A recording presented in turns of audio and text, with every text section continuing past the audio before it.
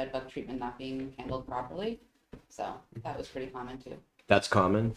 Mm-hmm. Okay. And not specific to low income housing, just Yep. to No, break no, no, that no, no, no, no. Oh, no, no, no, barrier no. I up. wasn't implying anything. I No, was no, just, no. I didn't mean that you were. I was just, taking a moment of education. They're crafty little hitchhikers. Yeah. So. They've been around a long time. Mm-hmm. Yeah. They know what they're doing. Thank you. Dan, Raj, Amber? Good. I guess I don't have a question. I'm just excited that you do have vast experience dealing with a wide range of the population. It appears in your work. So I'm grateful you stepped forward to do this. Confident you'll be, based on your experience, challenged but successful. And want to make sure you heard there was a rat thing recently. Okay. Yeah. Just want to make sure you're aware. I could come back. I think that was Don't want to hit you with a blind side with a rat. Yeah. I think that was mentioned in an informal conversation and then within maybe 5 minutes of my interview. So.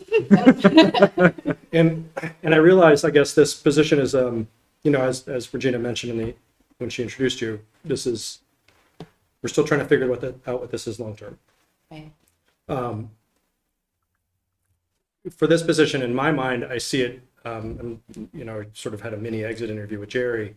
One of his frustrations was not having enough time to spend on the way he used to do, maybe proactive wellness, interacting with residents, being proactive with neighborhoods, issues with the school district. But I don't know, I'm not necessarily saying that's what we need you to do, but I'm wondering if you have any ideas around what you could do based on your schedule.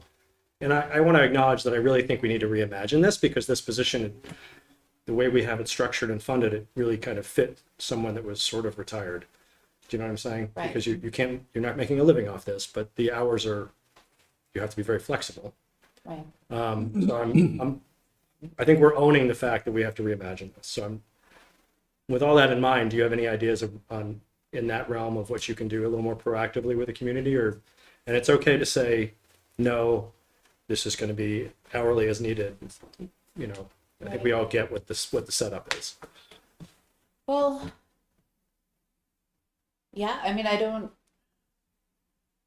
honestly, that's an interesting question. And I think prevention or being proactive is worth a pound of cure, right? So if you can get ahead of any kind of issues, that's always ideal. I would rather do that in any one of my jobs, anticipate the problem, get there and head it off, because otherwise it's just going to take up so much more time, hopefully. I'm not really sure what being proactive in this position would really look like. Just, I've certainly looked over the PHO materials and, the things that are available on the Department of Health's website and Sure. have a sense of what I'm signing up for. But that being said, I don't know the extent of the issues that are in the community and, the willingness of folks to be involved in those proactive pieces. But Yeah. I do like to think creatively and outside the box and try to, like I said, head off problems. So Great. I'm not That was a weird question with how this position's set up, I understand. right. And I do too want to mention that I currently work Monday through Friday, like 8 to 5. Yeah, 8:30 to 5. And so I'd have to do things outside of those hours, but I'm completely available on the weekends. So I just do want to be transparent about that. we can talk about that later. Never mind. Any other questions? Okay. Nope. Do you have any questions for us? It sounds like I think Andrew was filling in for Jerry, I believe. Well, in the interim, do you have a sense of how many calls you get or how much time was or should have been applied to the things that were coming through? In the 25 days since I have filled this seat, there was only one thing that would have come under the purview of the health officer. Okay. So in that 125-day time period, that's the only that's the only thing I can really offer. One thing that would be very helpful to us moving forward is having a good tracking system to better understand that, and to understand the amount of time, the types of issues, and just having a good feedback loop from the health officer and this board, especially since my understanding of statute is our board and the health officer would operate as the town's board of health, if I have that right. So that could be another thing down the road. Right. I kind of assumed there would be some sort of reporting or tracking of, calls that came in, documentation around what the outcome was or the resolution, and some sort of paper trail to that extent. So Yeah, that would be great. And this is full transparency. As an independent city now for the first time of our existence, it's the first time we've had our own health officer, which historically this had been underneath the town, and so they just dealt with it, and our board had never dealt with these issues. So for us, we're also learning this as we go. that's Yeah. fair. Full transparency. We've had some drastic changes recently, so that's completely Sure. understandable. Just a couple. Regina, is the setup sort of backing up the town and the town backing us up still in place? Yeah, that's still the idea, and we probably want to, and I think the select board has suggested that we just memorialize that in some way in an MOU, but yeah, both. So the town health officer would essentially act as the city's deputy health officer, and our health officer would act as the town's deputy health officer. So you understand that, you're okay with that? Okay. Yeah. We should probably get you together with Sharon at the, I heard, full disclosure, when I was talking to Jerry and Sharon about this too, I heard it was much more frequent, so you got lucky. Yeah. It'll be fine. Yeah. It'll be absolutely fine. Well, I also anticipate that, just knowing the cycle of humans in Vermont, especially, things are going to be quieter in the winter. And once, spring comes and things warm up and people come outside and there are all kinds of smells and new experiences, that things will probably amp up at that point too. Yeah. Great. Well, Faith, thank you for applying. To the council, do you all want to talk about this in executive session, or are you feeling comfortable just making a decision now? I'm feeling making a decision now. Yeah. Okay. Then I would entertain a motion to approve Faith Foley as the city's health officer. So moved. Second? Any further discussion? Only that we thank her very much for stepping forward. Yes, very much. Hear from the person who did it for a month. We're not done yet. I still have 5 days, 6 days. All right. All those in favor, please signify by saying aye. Aye. Those opposed, please say nay. Great, so that passes unanimously. Thank you, Faith. Congratulations. Thank you. Thank you. Thank you. I've never had so many eyes. Thank you. Nice and fast. Well, we'll be in touch. Okay, great. Thanks. Thank you, Regina. All right. Next on our list, we have a discussion with Green Mountain Transit, or about Green Mountain Transit service changes. And we have Paul here with us, the current treasurer for the for Green Mountain Transit's Board of Commissioners, and past general manager, past board chair, past vice chair. Well, you're not quite accurate all the way through it. I'm used to that. I was never board chair. Oh, okay. My I was apologies. interim general manager. When I retired in 2014, I was invited to apply for an interim general manager, which I did for about 6 months. Gotcha. And you are appointed by the town of Essex to be the town's representative, which that's been a position that you've had for how long? I'm not really sure, about 5 years. Okay. For a while, I was the alternate, and then the alternate in Powers, I can't remember her first name. Anyway, we switched. She became the alternate, I became the representative. Gotcha. So in general, this is just an opportunity. We'd love to hear more about the changes that were proposed, why they were proposed, especially given our understanding as to the impact. We just really want to try to understand it. Sure, no, that's very fair. So as a board member, it's painful when you have to go against your mission and actually cut service. What we'd like to do is add service.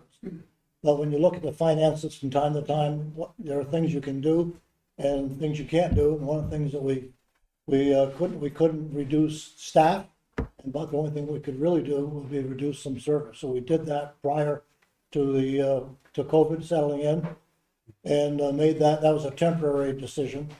And then the hearing, which you're all aware of recently, that was to discuss whether or not to make those changes permanent. And at this point, that's exactly what happened. I know I talked with Raj on the phone, and I have read all the emails and the comments from the hearing. And one of the more important things besides fares was cutting the ability to add service to Essex essentially from the medical center. And I have talked to the operations managers, which is John Moore, and the plane director, which is Jamie Smith. And they are in the process now of looking into what could be done to add some service from the medical center. It's not an easy issue, but they certainly want to look at it strong. It's a huge employer. And the chances are that if we can work it out, that might result in quite a few more riders, which the goal we always have. The complication for making a change like this, there's a time issue. The map and guide come out periodically through the year. The next time this one come out would be June. So if the changes were made, it would be in time to get that in the map and guide for June. So that's one issue. The other issue obviously is looking at, can you supply the service? Can you supply a bus? Can you supply a driver? Can you switch some of the timing of when the bus would be going to the medical center and better align with the when the staff staff changes occur? So those are all things that planning is looking at now. I have no idea how it'll come out. I would hope that we could find some new riders. That's always what we'd like to do. But all those things have to align up pretty quickly. I think there was at the hearing, it was stated that to put those services all back in as they were is over $300,000 in costs. I'll also mention that the besides dollars, which is always an issue with Green Mountain Transit, is staff. Right now, we're short about 6 drivers. And so what happens when that occurs is just to add another bus, almost impossible because you don't have a driver to staff it. Right now, there's a lot of forced overtime. So what happens when you're short staff, you have to keep the lines going. And so when one driver finishes their route, if there's volunteers have not volunteered to fill in for a route that's not staffed, then drivers are forced to go ahead and take that overtime. Now that's bad in at least 2 ways. One is it's expensive. About 30% of our costs for employees now is 30% is in overtime, and that's a huge number. And when I was in Shelburne, my goal was 12%. And I used to think that was getting a little high, but imagine 30% costs for employees. That's one issue. The other issue is morale. When people are driving their full 40 hours and they're forced to drive X number or more hours, that's difficult on the drivers, and it's okay for occasional. But when it's almost every single day, then that starts to hurt morale. So that's another main issue. So only thing I promise you is like staff will take a really good hard look at it, and it'd be really nice if we could get that service and get more riders from the hospital on the bus. So just a quick question, I guess. You're saying adding back service back in, but the cuts to service after a certain time were temporary. So this isn't really adding back in. This is restoring service that existed before, because there was 30-minute service. So it would have met that shift change the way it was prior to COVID, or a little bit before COVID. Yeah, no, I take your point, Raj. Has there been any effort the driver thing seems untenable. So and like I said on the phone, not going to even pretend to suggest changes. I've definitely heard from people that have asked for feedback. Well, why don't they do this, this, and this for the routes? There's no way I'm going there. So I just want to say that out loud. Like, I don't know how complex it is for your route development. But was there any discussion on the board about going back to communities and saying, you know, this is the situation, this is the choice we're facing? What would you want to do? Do you want to pitch in 3 or 4 or 5 more % to keep your, because, you know, as you know, obviously more than we do probably, it's not just Essex Junction that's affected by the bus that comes through here. It's Burlington, Winooski, Colchester, Essex Town, Williston, because it connects up into the hinterland. So, you know, was there any talk about coming back to the communities and saying, you know, for a little while, we need to raise your contribution? You know, that issue is raised almost every budget season. As you know, there was a 5% increase in the cost of the communities this year, and that essentially, it's 5% almost every year. And not only do you have that cost of that regular service, but then you have your ADA costs, Medicaid costs on top of that. So it's fairly expensive. So the discussion is pretty short-lived because we're not really willing to go back to the communities and ask for more money. One of the things we've dealt with over the years is that the cost of public transportation is borne a lot by the property tax bill. And that's not necessarily a good way to raise the amount of money we have to raise.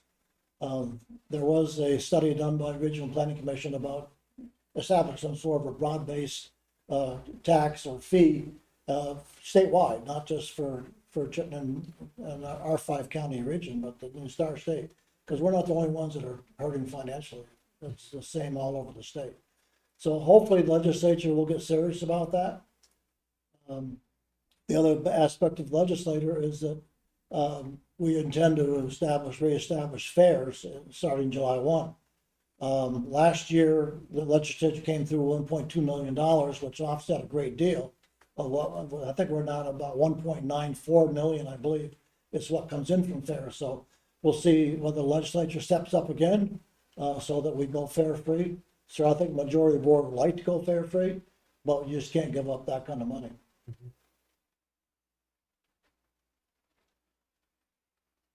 Other questions for Paul? Do you know when they might have an answer on that one? Because I think as we discussed, it's not so much restore all the changes. It's, we get it, we understand. Can you get one more pickup, which is not so simple. I get it. We talked about that. It's that 7:30 instead of stopping at 7 and going hourly. Right. That 7:30 pickup for return to Essex. Well, I don't know what the timetable is. Something they said they would begin to investigate because they've got to talk with, obviously, the folks at the hospital, CATMA, which is another some people that we work with. So there'll be discussions with them. So it'll take a bit before they can get all that information put together to see what's possible, whether they can tweak the schedule. I doubt they can add something. I mean, I could be wrong about that, but I doubt that'll happen. But you tweak it one way and then you've affected something on the other end. I think I mentioned to you, Raj, that round trip is about 60 minutes. So you can see if you tip it a little bit, a half an hour or whatever, then everything is changed, and you have to look and see what impacts that'll have as well. But I think all I can tell you, as soon as we find something out, let you know. It certainly will be sometime by May, because you have to get the information into the printers for the map and guide that comes out in June. So it'll have to happen before that. I don't think it's going to happen quickly, but somewhere within that time frame. Keep going. And I guess the last question is when are these changes proposed for? Is it the end of beginning of your next fiscal year that the changes will? I mean, the service is the way it is now. The way it is now is the way it'll stay, right? So if they make a decision to change it, that would probably be on the fiscal year, or would it be? Yeah, when you look at the map and bus, the map and guide comes out, and that's just prior to the July 1 beginning of the fiscal year. So that'll all coincide at that point in time. There also will likely, I don't say has to be, but likely will be another public hearing.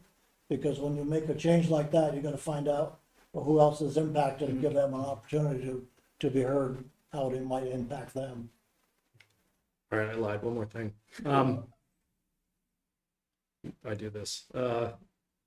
So long-term, as I mentioned on the phone or in an email, our comprehensive plan, our whole plan for this community relies on public transportation, and we're adding like crazy. That population, I imagine, will expect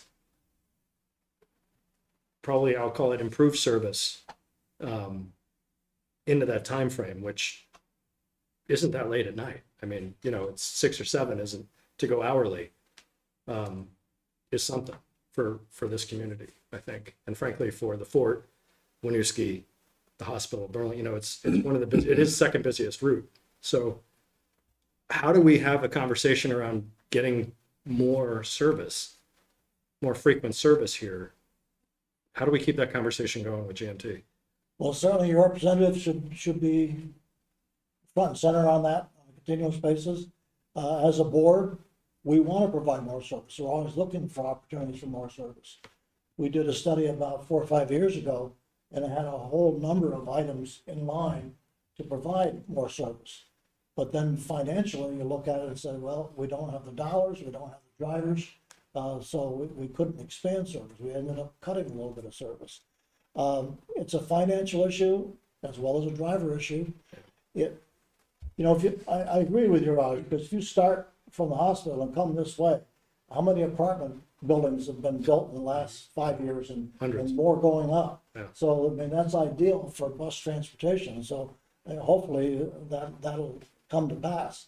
But I think I've explained to you what the interaction is between the finances and providing the drivers. Like equipment, we should have buses. I don't think that's an issue. But drivers and dollars, key, very key. More ridership.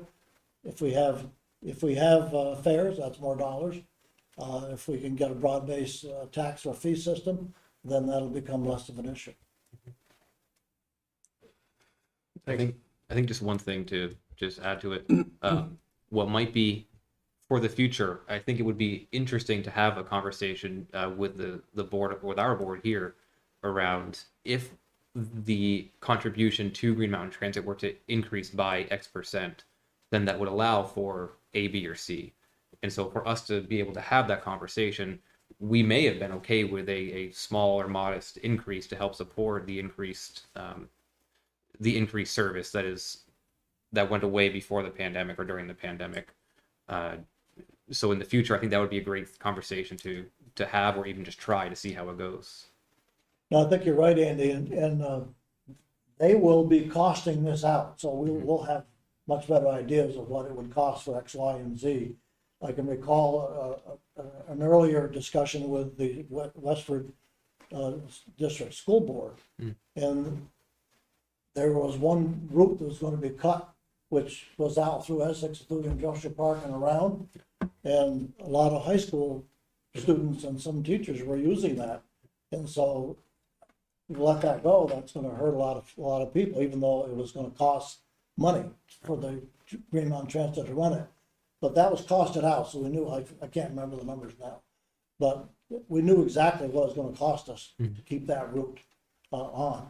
So there were circumstances where maybe a small amount of money might help. Great. Any other questions for Paul? Great. Just as far as representatives to be put on the table, what I understand is going on right now, it looks like you're the representative from the city. Is that correct? Right, and based on our conversation, you are from the town up to the end of this fiscal year, so up until June 30. And then after June 30, that's when your current term with the town would be up? Correct. Right. Correct. Yep, and I did talk to select board in Essex and explain the situation. So I live in Essex Junction and I represent Essex. Yep. And by the way, our charter allows representation from other than the town that you're representing. So there's nothing illegal about that or crazy about it. So I told him, if you want me to stay on, I'll stay on to the end of June. So I didn't hear otherwise so far. So that's where we are. I think you're there till June, at least, yeah. Yeah, and so we would revisit representation at that point in time. Very good. Great. Don't hesitate to holler. At some point in time when you want more detail on operations and cost and so on, you know, I know a fair amount. I don't know as much as John, or I'm sure Clayton Clark will know over time. So they'd be glad to also come to a trustee meeting and you know, trustee or your counselor now. City council, yeah. We're okay. It's we'll deal with it. I get called a lot of things. They'd be glad to attend the meeting and Yeah. need more detail about anything. Great. All right, we'll stay in touch. Thank you, Paul. Appreciate it. You're welcome. Take care. You too. And so the next on our agenda, we have a discussion and consideration of a wastewater capital plan modification with Chelsea back to join us. Hello. Hello, Chelsea. Yes, I am back so soon. But It's been weeks. that's okay. Yeah, 2 weeks. Yeah. So tonight I'm here to talk to you about amendment we're looking to get to our capital plan. We have a cogeneration system which we use to produce heat and power for the facility from our gas produced through our solids management. And that unit, we thought just the generator failed in early 2022. And we had the company come out and inspect everything. And that was what their findings were. The company is out of Germany. So with the supply chain issues, it took quite a while for that replacement generator to get here, almost 9 months. And that was installed in November of this past year, or sorry, 2022.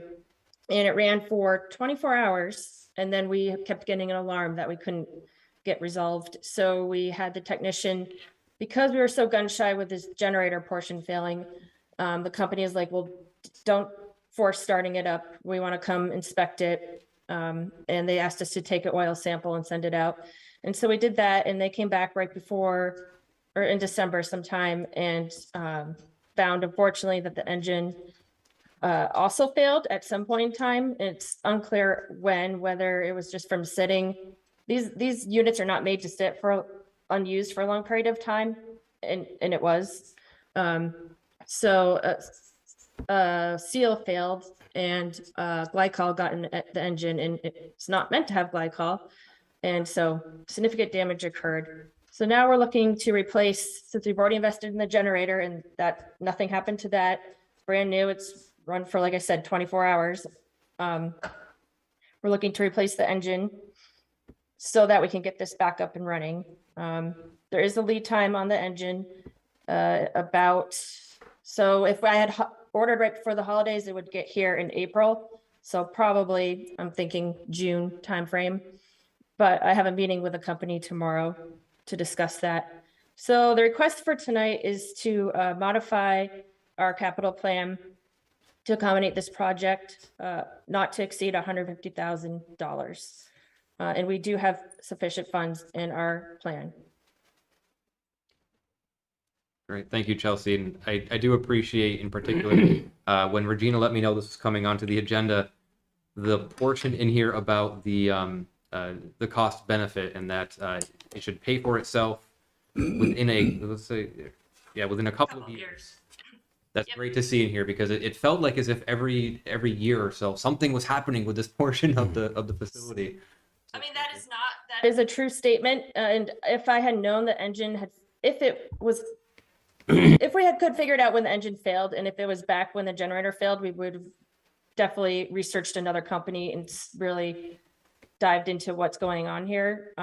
Except the last time this failed in 2019 was an electrical issue. And this time it's been determined it's not electrical. So, but beyond that, it's not. We would have to pay for it to be diagnosed, like send it to a factory. And I'd rather save those costs at this point in time to get the unit actually up and running to get us the cost savings back. Great. Yeah.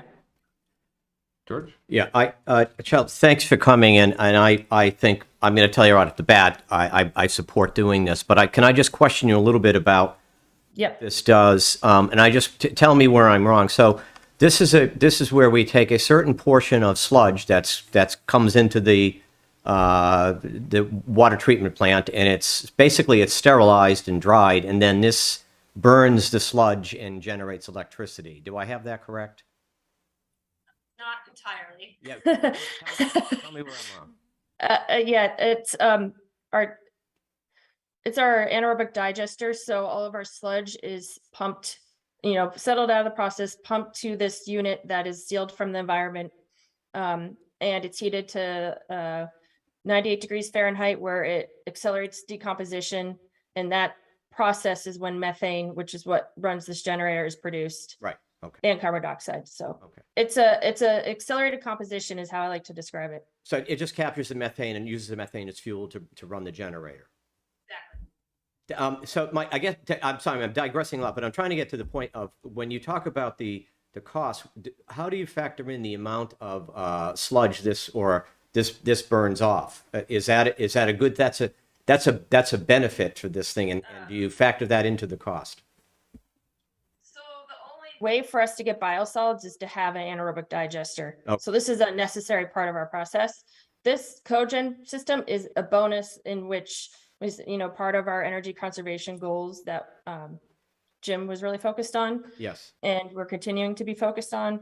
And so this is just a way to capture that excess methane, rather than to just burn it through a flare to the environment, is to capture it, because it's a beneficial reuse of a resource, right? Mm. And produce electricity with that.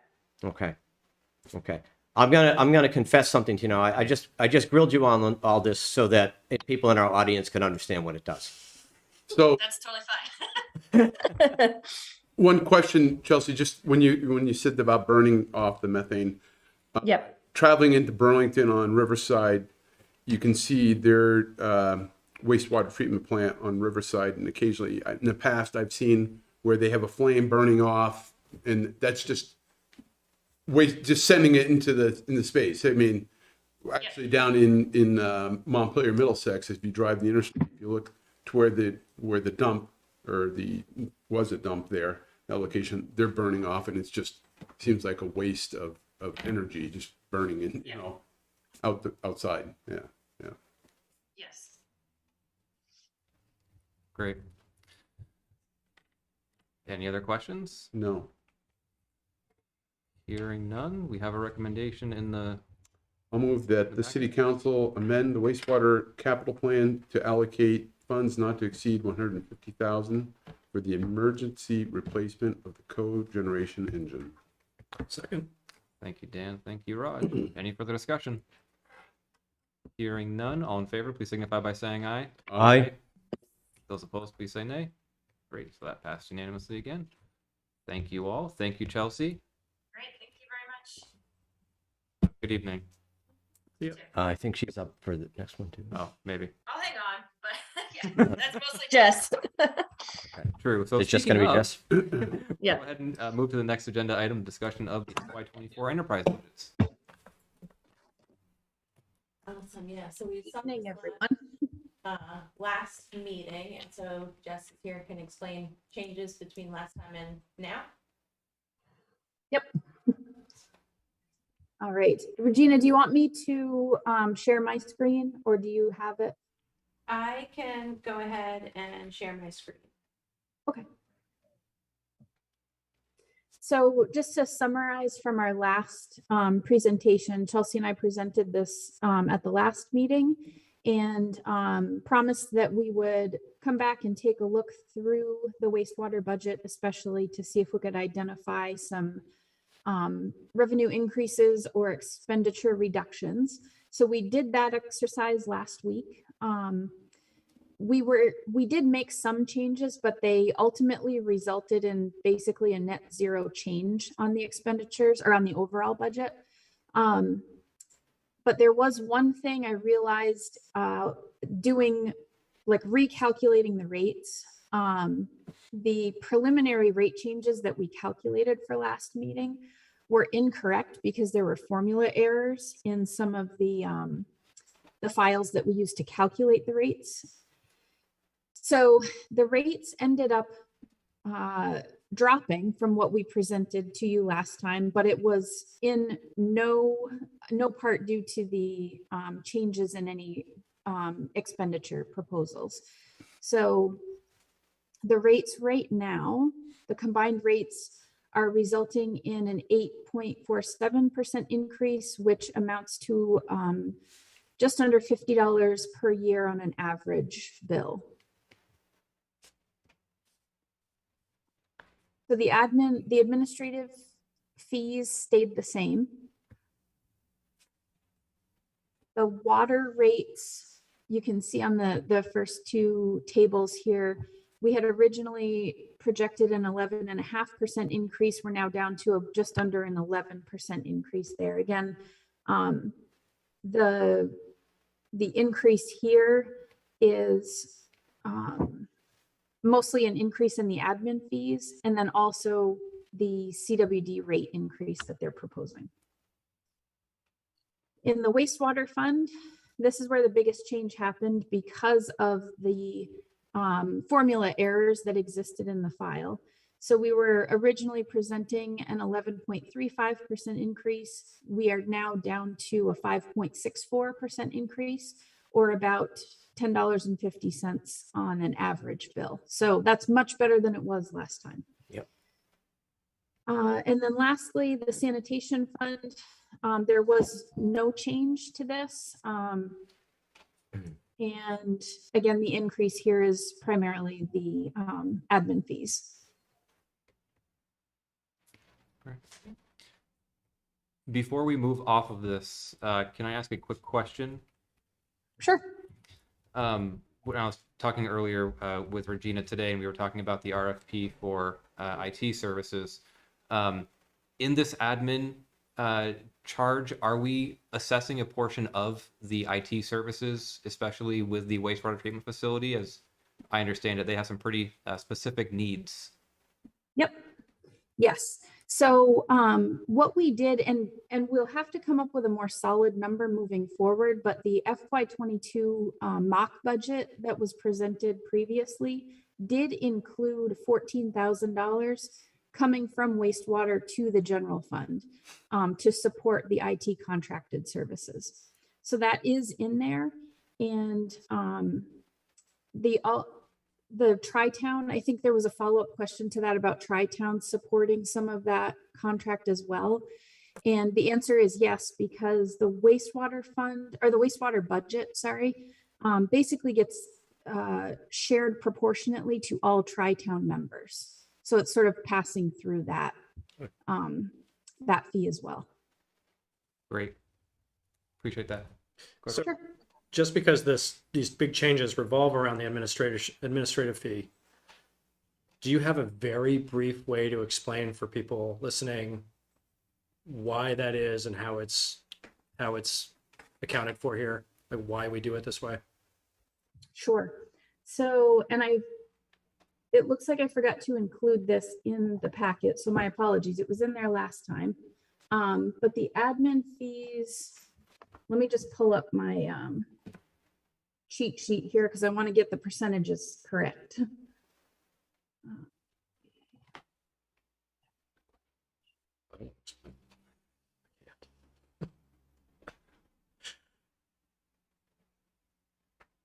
Okay.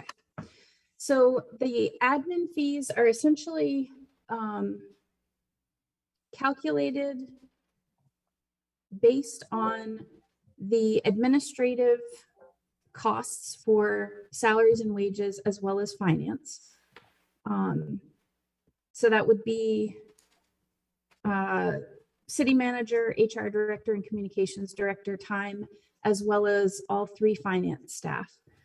And then there are some costs for overhead expenditures related to Lincoln Hall, since that's where all of these administrative staff are housed. So that total is allocated based on a formula that's been used historically as far as I can tell, for at least 5 or 6 years now, where 40% of that total is paid for by the water fund, 40% paid by the sanitation fund, and 20% paid by the wastewater fund. And again, that's another formula or calculation that we'll be looking at going forward. There just wasn't capacity this year to really dive into that. But it's essentially meant to cover the time of those staff who are involved in kind of the management of the budget and the staff and the personnel that are associated with all three of those funds. Great, thank you. Yep. So in essence, it's essentially these are part of the cost of doing business, and it's trying to just fully account for those costs. Exactly. Yep. Great. Any other questions on those? No, one aspect of this whole thing is costs. It's kind of double-edged sword, just as the state is looking at the Regional Planning Commission meeting last week, we were talking about how to generate revenue to offset costs for maintaining highways and doing anything, and the fuel tax. Well, with the use of water, the fees, as we're aware, water lines and sewer lines break over years. And as usage decreases, that income from the sale of water is lost, but the infrastructure needed to maintain doesn't go away. So you're losing revenue when your cost or potential cost for breakage still exists and grows exponentially over years. So that's just another aspect that the public should be aware of. Absolutely. If we all reduced our water usage, those pipes still need to be Still there. need to be there. maintained. Still need to be Yep, correct. absolutely. Good point. Are we ready to move on to the EGRP program fund? Yes. Yep. Okay, and just in terms of the order of the package, Oh. just so you know, the senior center fund is in there now, so that's just the costing center from the town, and that's essentially where that work lives. I don't know if we need to go through it, but that just comes up next in the packet, but we can go to EJRP. Yeah, no, whatever's easier from, or Regina, Jess, whichever is easier for you, I don't care.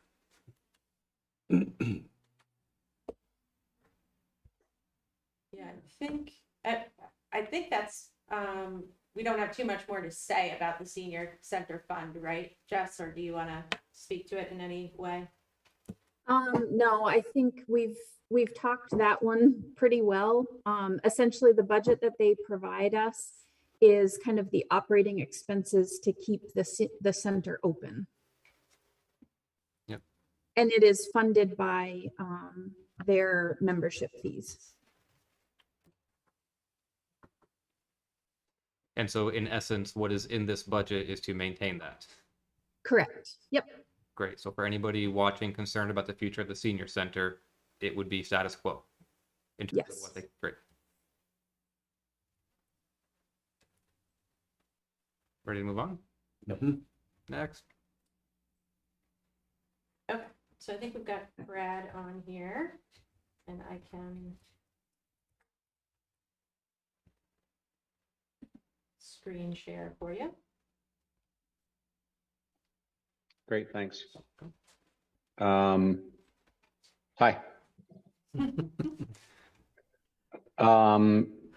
As the memo says, what you see here is the different board keys that are within the program fund for EJRP, and basically staff who are in charge of these different areas come up with programs that they anticipate running and the number of participants they expect, the expenses they expect, and the revenues they plan to charge. And that's where we end up. And we do that in all of these different buckets. This is an enterprise fund, so it's all funded by user fees.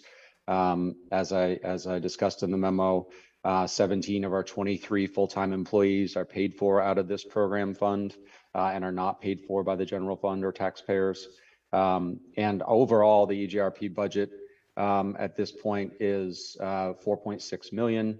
And 30% of that is paid for by the general fund and taxes, and 70% is paid for out of this enterprise fund. Great. My only question is when I look at the EJRP program summary spreadsheet that has the revenues and expenses by the budget categories, I just noticed a 2024 budget looks like the plan is to spend 16,000 more than what is going to be received, though I also note that's less than 0.5% of the overall budget. And so I assume what that means is you'd figure it out.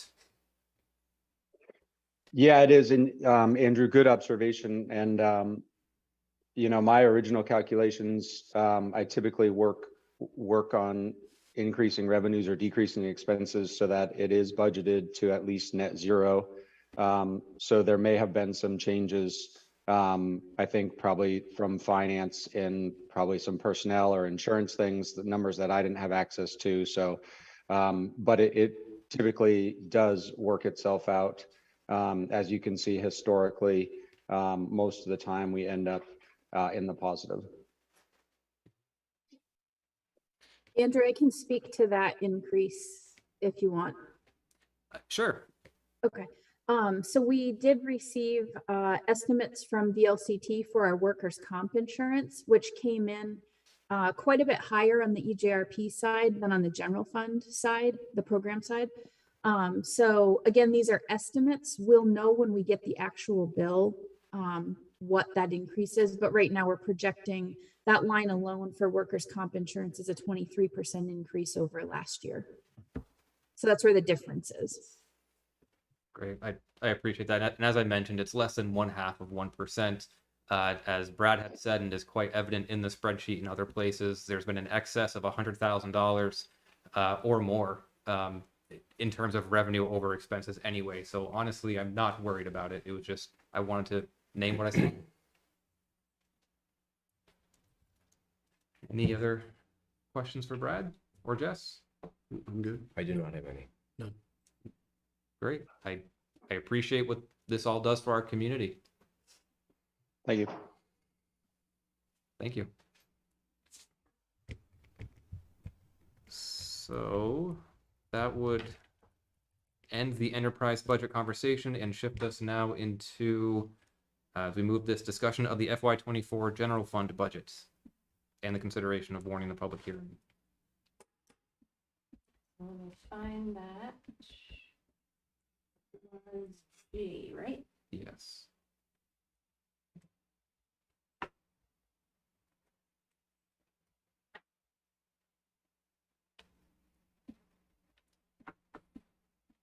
All right, I will share my screen.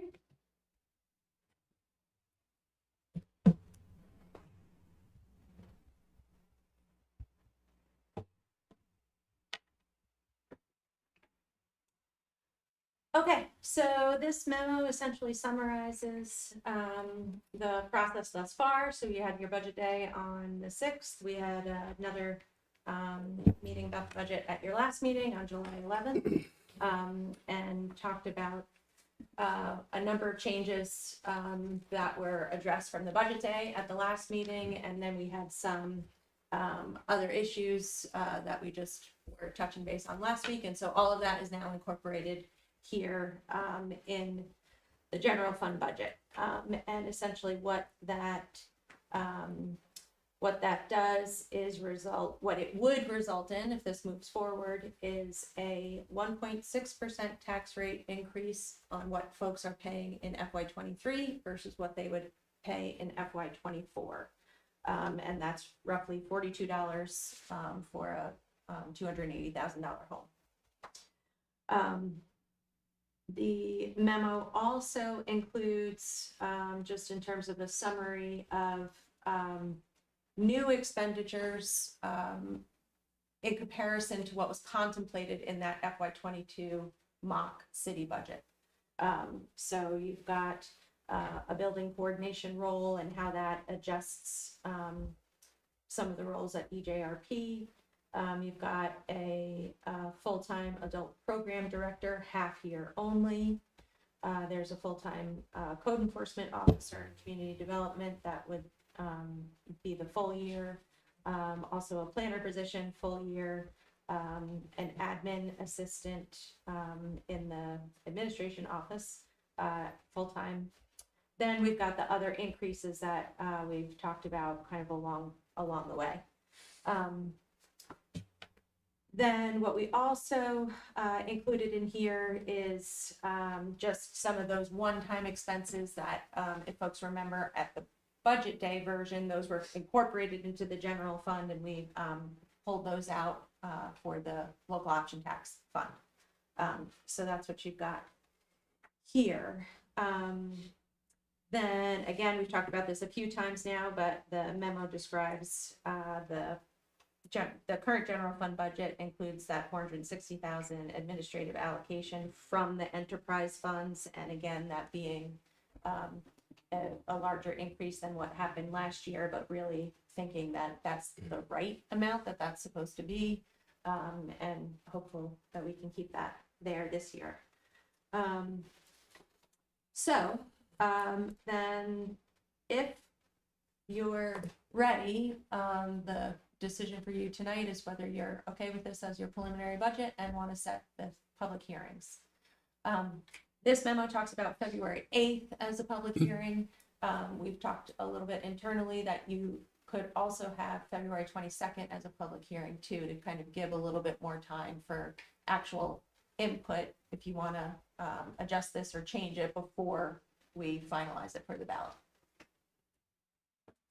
Appreciate that. And for context, by agreeing to move this process forward and warning the public hearings, it does not prevent any additional changes to the budget. This is, at this point in time, is purely a somewhat statutorily, but then also just process standpoint of moving that to the next stage. Mm-hmm. But so having those public hearings is to have comments and can have an impact on the budget. Yeah. Great. And it should be noted that is the only opportunity the public will have to make input and make changes, because that does not happen at annual meeting anymore. Correct. So waiting for annual meeting will be too late because the budget will be set. So for impact, for comments, for changes, the public hearings we're talking about, those are the places to do. So February 8th and potentially February 22nd, folks on Zoom or in the room, if you'd like to have an impact on the budget, come to that meeting or meetings. Talk to us. Otherwise, what you're going to get on the ballot is going to be a yes or no. Right. Well, so that is a choice. They can vote down the budget, and Yep. we have to Sure. move Right. what we have. So that's, yeah. Yep. And just, I don't know if Raj, you want to talk about your recommendation before you make a motion here. I was just going to ask you. if Yeah, I'd council like had that other- opportunity if we have a minute. Yep. I shared, and I don't know, Regina, if you want to put it on the screen because the public hasn't seen this. Yeah. I shared with Regina and the council an idea I've been batting around and talking to a bunch of people about in the public. Part of this stems from the fact, well, this has been something on a lot of people's minds for a long time. Part of this stems from the fact that we have a couple of openings with the retirement of our two esteemed colleagues. There's some of us trying to go out and drum up candidates to fill your seats. A few people have already expressed interest.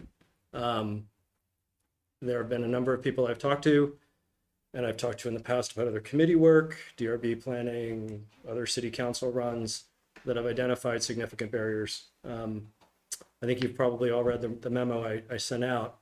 And, you know, I struggle with this request. It's significant. It's a big change. It's a big change in thinking of how we traditionally think about serving on a city council or an elected board for a municipality. I think we have a history of expecting people to give their time as volunteers, and the payback for that is the respect and appreciation of the community. I think we profess a desire for diverse voices, but we don't acknowledge the reality that it may be harder for those from traditionally underrepresented or marginalized communities to, and these are our neighbors, to show up for what essentially is, you know, free time, even with the stipends we currently offer. their token. So I think, we're telling ourselves we're professing to be one thing as a community. We have this story we tell of being an inclusive, or wanting to be, or aspiring to be an inclusive, welcoming community that values the voices of everyone in the community. But when it comes to having those voices at decision tables, committees, commissions, this table, we aren't recognizing that it isn't a $500 issue from last year, or $1,000 issue this year, or $1,500 issue for what we've planned for FY24. You really can't necessarily put a number on it. That it's not the way I think about it. I think a lot of people are starting to think about this. You're not going to go out and ask 1,000 people and have them all tell you that money is the primary barrier necessarily. What you're going to hear is, I work second shift. I'd have to take a night off or a few hours off in the evening. I have children to look after. You're going to hear a lot of barriers. I think when you propose to pay people more, what you're saying is, we recognize that these barriers are significant, they're real, they disproportionately impact people that don't feel welcome here, that don't have the opportunities and the expectation that we can be here, that we belong here. They don't work a schedule like we do. They may not look like us. By raising that money and raising that stipend, we're recognizing that maybe the money isn't the primary reason that they show up, but it goes to reducing the barriers that exist that keep them from being here. Childcare, adult care, takeout for their kids. In this memo, I've got a calculation. I went back over a couple years. I looked at the time we spent. Now, I grant you, the last couple years have been very busy city council trustee years. I accounted for that. If you look at meeting prep, meeting time, the fact that we're now BCA and we're sort of expected to show up for at least a few hours at the polls, I've got the table in there. The average is about 21 hours a month. I personally have been 31 this month because I'm, like I said, trying to drum up, well, I've got things that people have asked me to do, but I'm trying to drum up interest on this board. So if you baseline it at 21 hours, that is a tremendous ask of someone who, we profess to want to hear from and value.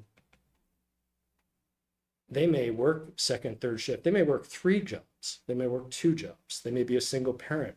They may be from a full family household, but still can't afford to do this. So I think I threw a number out there based on the information that's, if you scroll down a little bit, different sources, and I tried to be thoughtful about where I found numbers to base this on. I propose 6,500 a year. I don't profess to have the right answer. The middle line there, Vermont legislative pay, the legislature has to figure this out too. This is an issue that they have to figure out, especially as they continue to diversify and welcome more working people with young families, women. There are some significant issues about affordability and service in the legislature. This number I'm proposing is higher than what they get.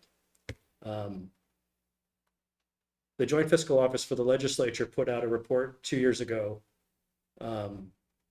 saying that the documented livable wage averages $25.73 here in Essex Junction. That's sort of where I went. It was sort of the median for this table. And I looked at more sources than this. So I had to start somewhere. I'm hoping this begins a conversation and gets us thinking about how serious we are when we say we want to hear from everybody in the community. And, as we talked about earlier with Paul, the way we're building out, the infill we're planning and that's coming, it's just going to make a much more demographically diverse community by age, income, race, I could go through those. 13% of our residents are foreign born, 15% speak another language in the home. 21% are under 18. Only 59% own their own home. The median rent is $1,400. That's the median rent. Most people who are not married have to live with a roommate in this community to stay here. So to ask them to take the 21 hours or more or less, but roughly 21 hours a month to serve the community, we're relying on this whole concept of noblesse oblige, like it's only a certain class of people here that will look after the community for everybody else. It doesn't mean that anybody in this room has done anything wrong whatsoever, or that any service that anyone has given to date or will give in the future, there's nothing wrong with the way with anything we've done. So it's not a comment on any one or two or four, anybody. I really think we need to really start thinking about how we accomplish what we say we want to accomplish. And I think the community really needs to talk about that. I do honestly feel we have this story we tell. And it came up a lot in the merger separation. The city does it the village way. We do it a different way. Our median income is one of the lower ones in Chittenden County, especially compared to the town. And yeah, so I'm curious to hear what you all have to say about it. I think there's a few people online that want to say a few words, but I'm really curious to see what the board is thinking about that. I know it was shocking, it's last minute, but that's kind of part of having a lot to do. I'll start. Go ahead. Yeah. I'm opposed to this off the top. I read what you put out, and there are many reasons. I saw the thing, you said something about one member being BIPOC of our board. The percentage of BIPOC people within our community, I believe, is less than 10%.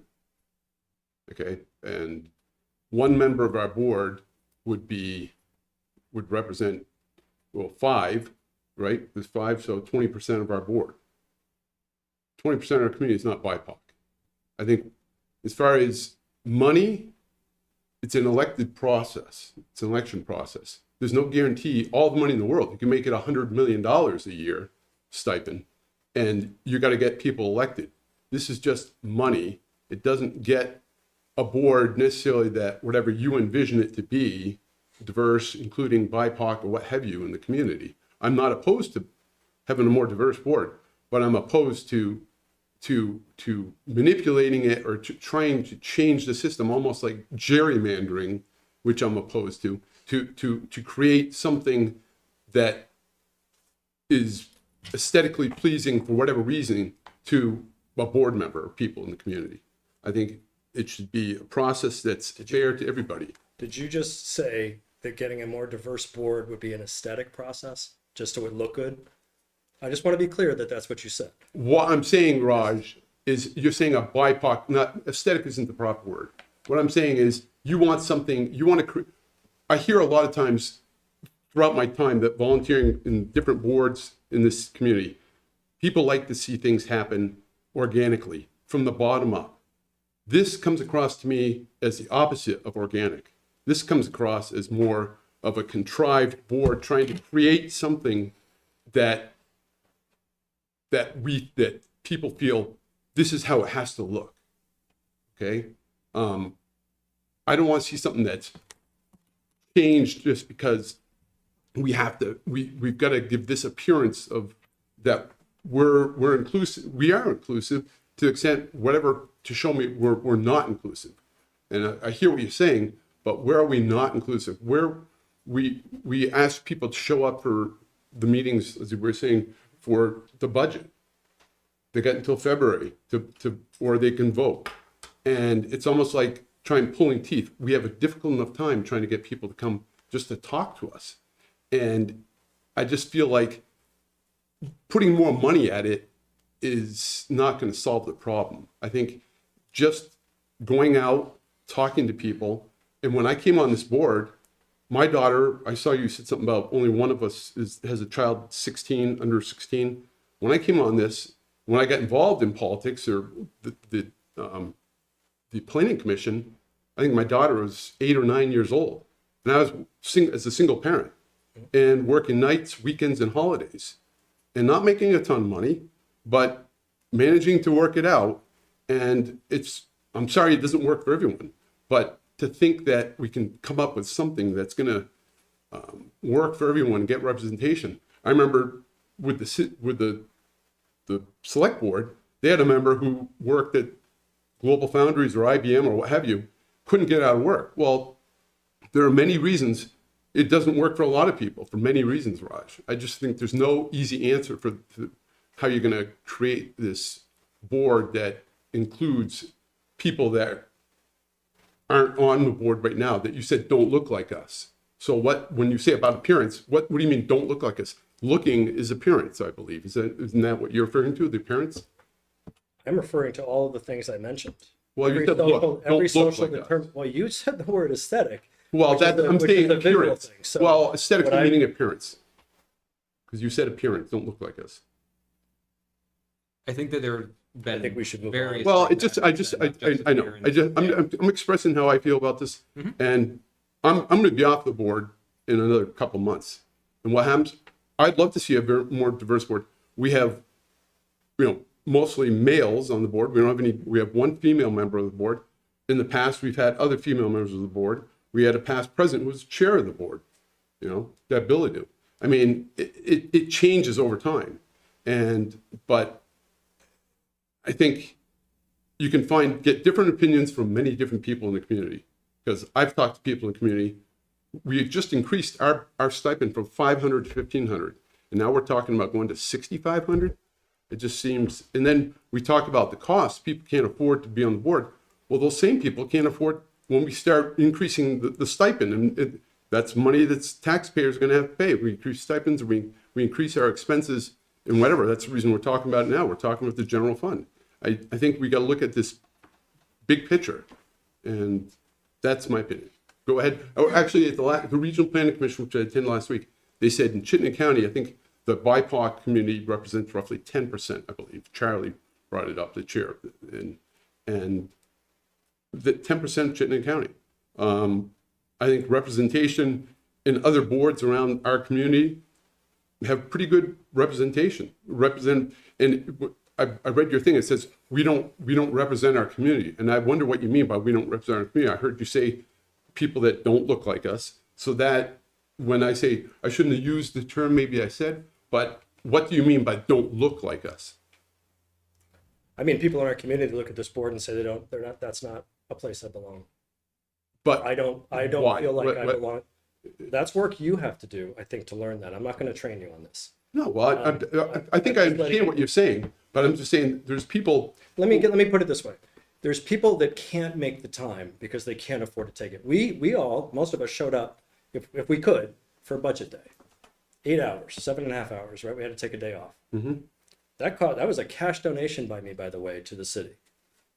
And I was lucky enough to do it, to be able to do it. That's a vacation day. Who here went to the diversity, equity, and inclusion training a couple years ago that the community paid for? I didn't. Why didn't you all go? I can tell you, Raj, but if I can just cut in here.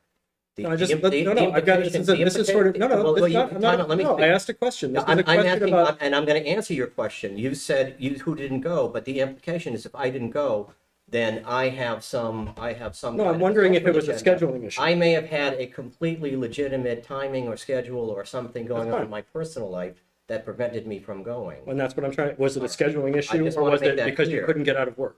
Well, That's all there I'm are all asking. kinds of reasons we have, and there are all kinds of meetings that I should be going to that I don't always get to. Mm-hmm. But obviously this particular issue. There's a whole bunch of cultural and political stuff there's an aura to it Mm-hmm. that it makes it very, very difficult for public discussion. Sure. But if I could, can I just add? Well, I just want to finish that thought Yeah. for a second, though. If it were scheduling, which it probably was for some of us, Right. right? It's a perfect example. right? If something was held that you wanted to, you could have, the community paid for you to be there, the expectation as the top community leader in your community is to go through the training that the community said it wanted you to take and paid for, not you personally, not anybody personally, but you couldn't do it because it was a work issue. That is exactly the example I'm talking about. We're not accommodating the needs of the community in terms of representation accurately. I don't mean when I say we don't represent our community in the sense that we don't go out and talk to them, we don't have their thoughts in mind, we don't care about them. All of us care about our community. I can't even begin to list what the two of you, for instance, have done as you retire. And I had one of our past trustees kind of telling me some of it. You know, I didn't know anything about your early career. I'm not trying to suck up. I'm just saying, I think nobody questions the care for community. When I say we don't reflect our current community, I don't think we do. And in some of the ways I put in the memo.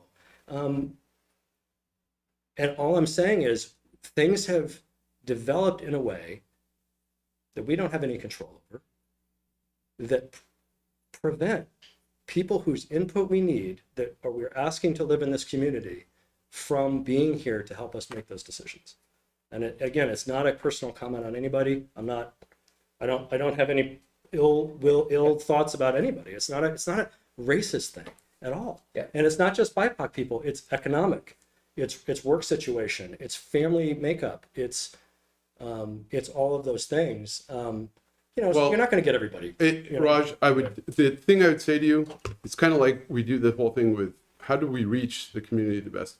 When it was the Essex Reporter, the Burlington Free Press, the local government TV, and we got town meeting TV here. We're doing all these things, and you can lead the horse to water. You can't necessarily always make them drink, and it's just that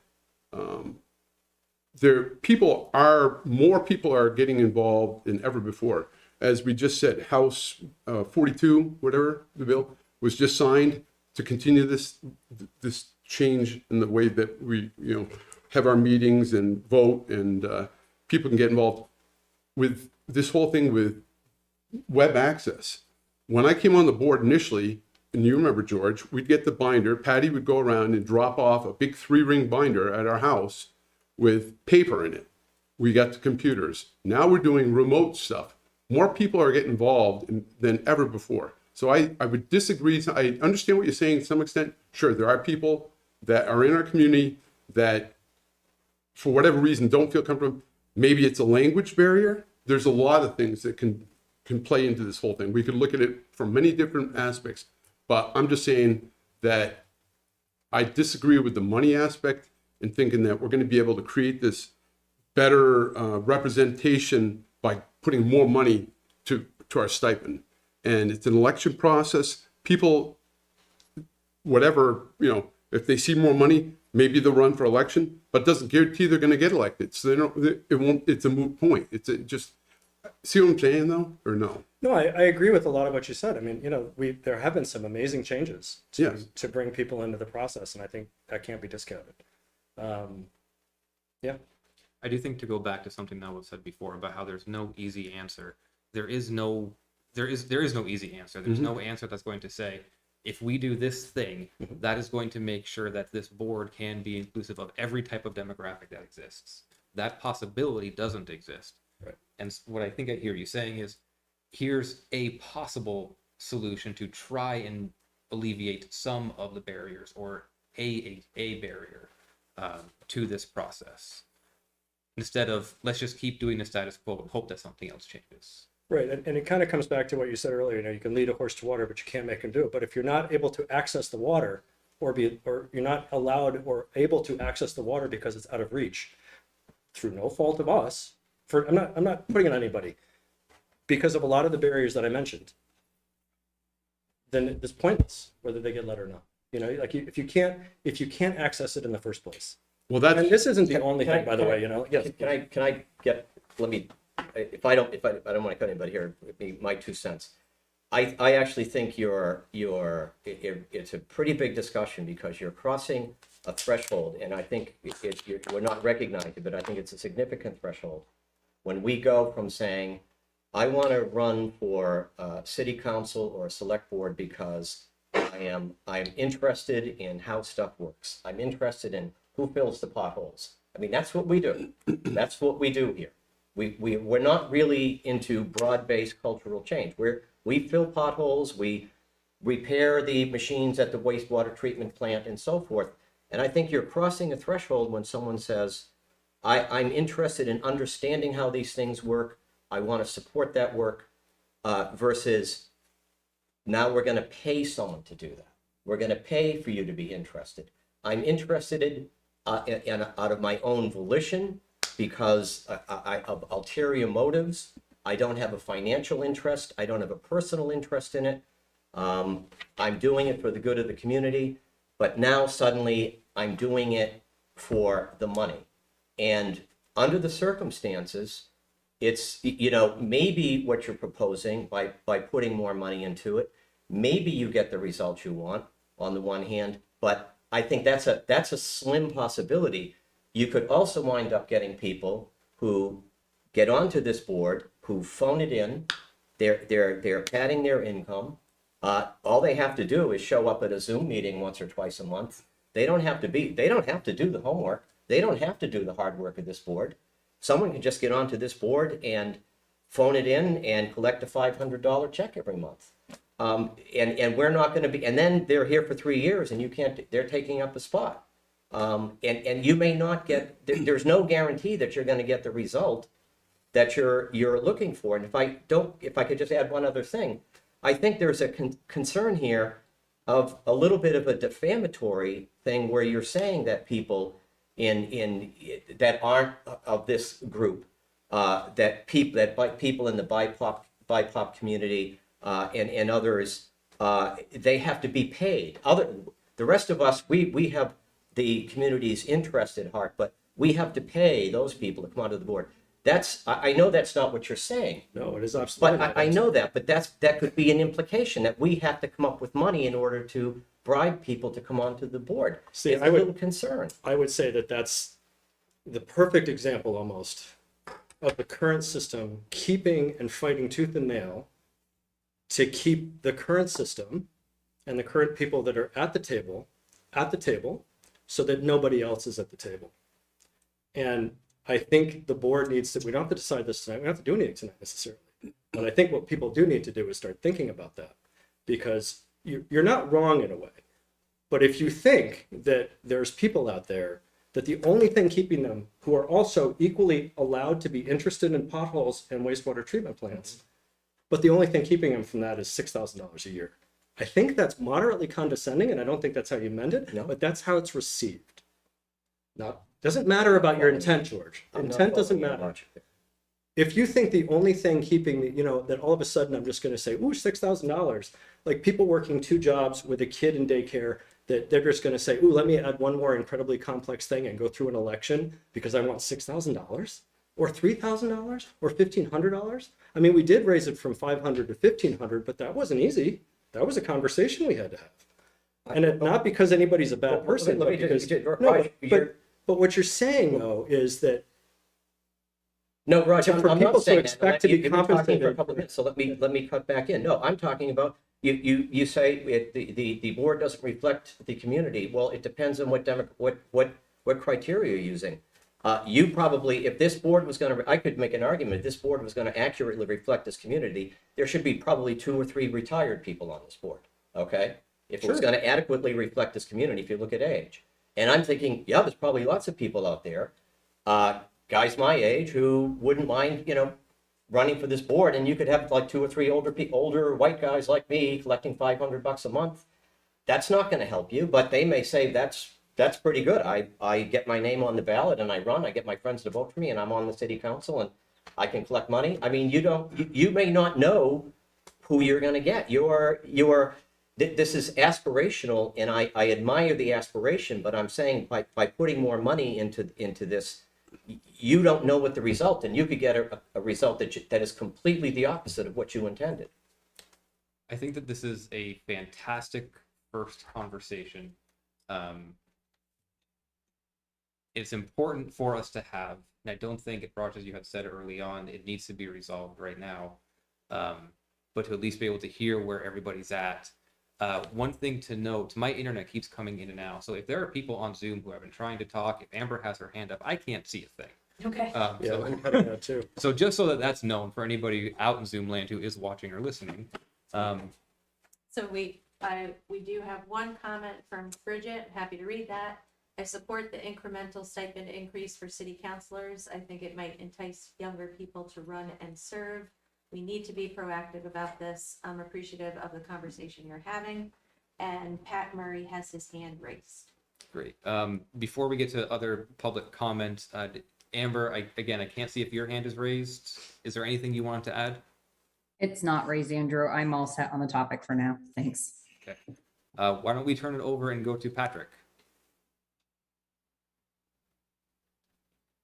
Hi, Andrew. Thank you.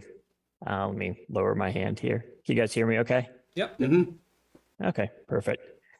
I'd like to, in fact, I would love to voice complete and total support for this proposal. I've listened to the conversation. I want to jump back if I can. I don't want to single out George in particular, but there is something I heard in there that I have to call into question. I think the number of maybe older white people that would put in the effort to run for city council, to get the signatures and all of that, who would then just show up to make a buck, versus the number of people in this community who are in a very real way prevented from being part of the leadership of the community that they live in because they can't make it work financially with the hours that a city councilor or even some of the other boards demand. And I think there is honestly no better time to address this than now at the start and the formation of our new city. It's important to address now because if we're getting off on the right foot, I feel like it grows us in the right direction as a community going on. And I do feel that inclusivity for us in our community, maybe it's not always a skin color issue, but there's definitely a financial divide in this community. And if this goes a long way towards helping bridge that gap, people who can afford to be on a city council versus those who can't, I think I wouldn't say it's an experiment. I would say it's something that we should enthusiastically try. I think that's all I have to say. Thank you. Thank you, Patrick. If there are other individuals attending from Zoom who do want to contribute to this conversation, please feel free to raise your hand. I'd be happy to call on you. Just so you know, the chat is not something that does get entered into the public record. So if you would like something to be a part of the public record, you would need to raise your hand and speak to the issue. Is there anybody else who has their hand up, Regina? Yes. It simply says Struthers. Struthers? Go ahead, the floor is yours. Yeah, I just wanted to say that if you wanted to increase the participation across the board, you could use stipend money to fund campaigns of those wishing to run for city council up to $500. And that would help any individual that wants to participate. Thank you for that. Then one more hand that I can see, Annie Cooper. Go ahead, Annie.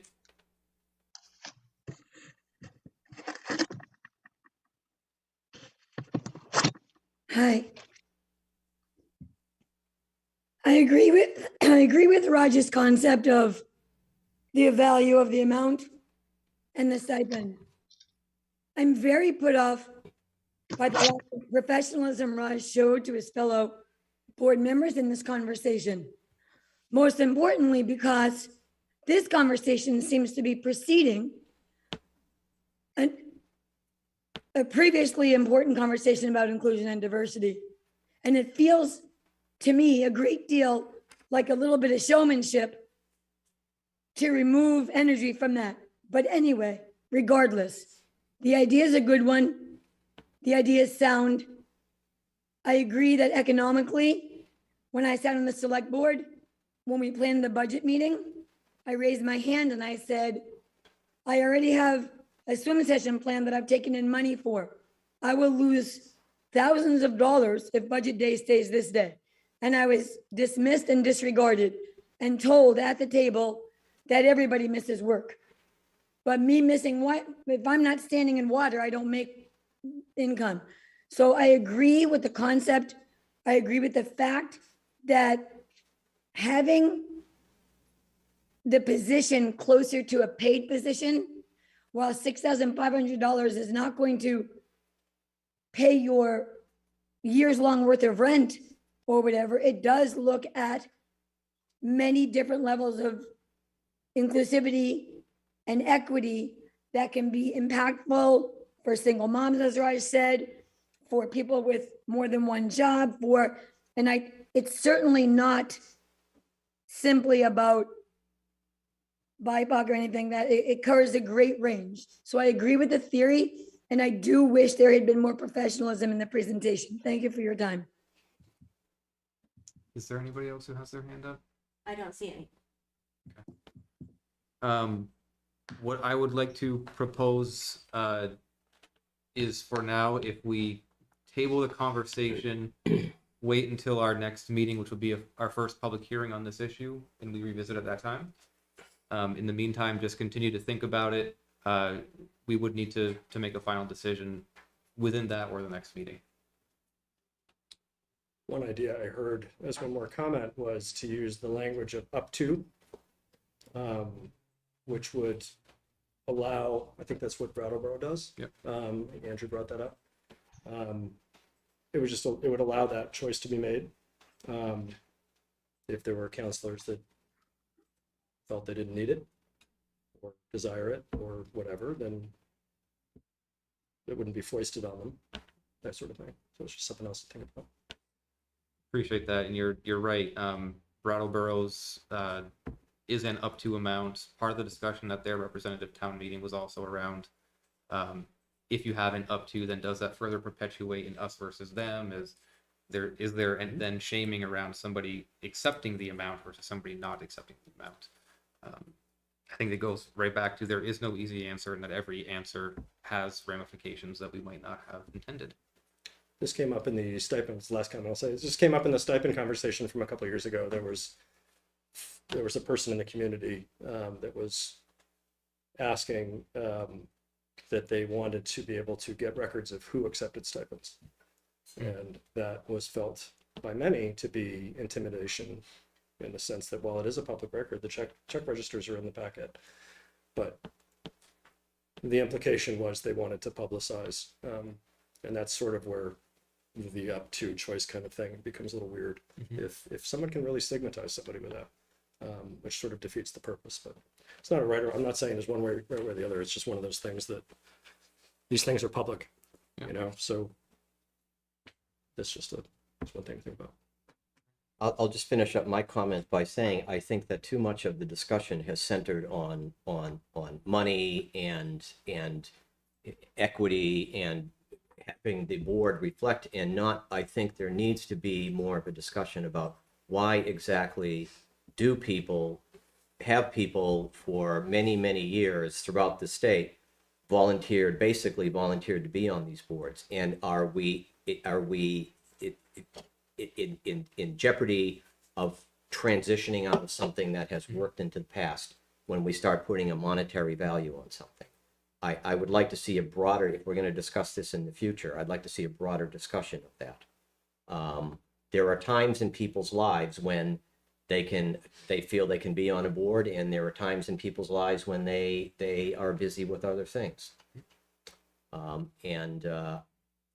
think the most important thing that anyone can bring to this board is not their gender or race or economic background or even their education level, but it's their genuine enthusiasm and interest in understanding how local government works.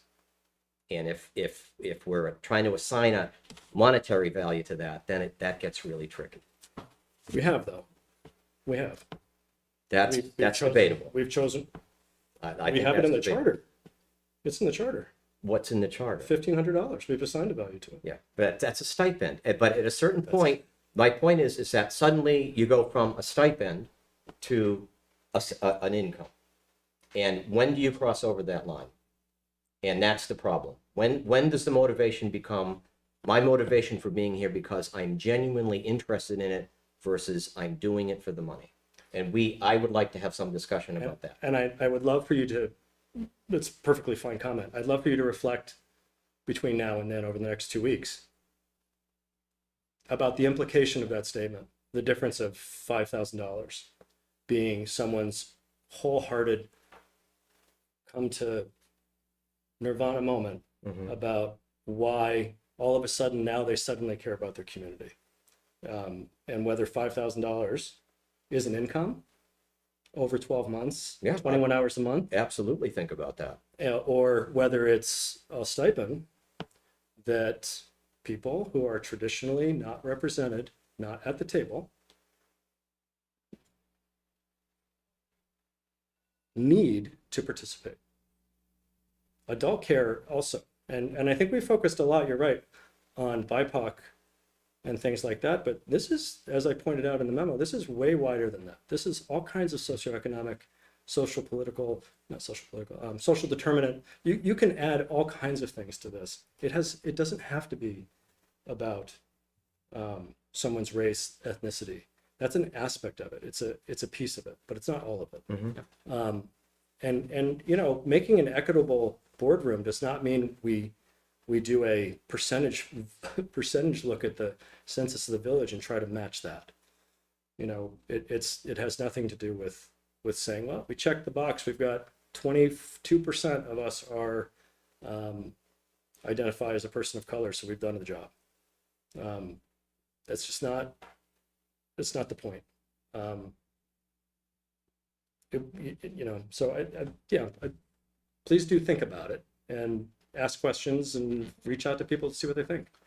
I think part of the difficulty is going to be with this conversation is it's one of those intangibles where the end goal may not be shared by everybody, nor necessarily defined broadly by everybody, as well as getting to that philosophical stance around in philosophical positions that for some just aren't changed, which doesn't make it any easier, for sure. Change is hard. So moving off from that one, the only other comment that I wanted to make on the budget, the addition for staff salaries in relation to inflation, had a conversation with a community member who had asked, why are we asking that this go to a or an increase of staff's base salary compared to a one-time payment in recognition of the higher inflation and the higher cost of living? I couldn't answer why, and I think that in some ways I would prefer that it be, instead of a permanent increase to a base, that it would be a one-time payment, especially when we think about inflation that can change. We can't have gas prices that go down, housing prices can go down, cost of living can go back down, and during a recession typically do go back down. And so personally would prefer that while the budget I don't believe would change, and that number I don't believe would change, but rather just how it's then implemented. Yeah, and that, so it's the extra 1.25% that we're talking about, because the rest is all spelled out in contract, how we apply that. But the 1.25%, we could totally do it as a one-time bonus, not adjust the base salary of that, and we can certainly roll it out either way. Does anybody have any adverse reactions, thoughts, concerns? No. Not loving that, but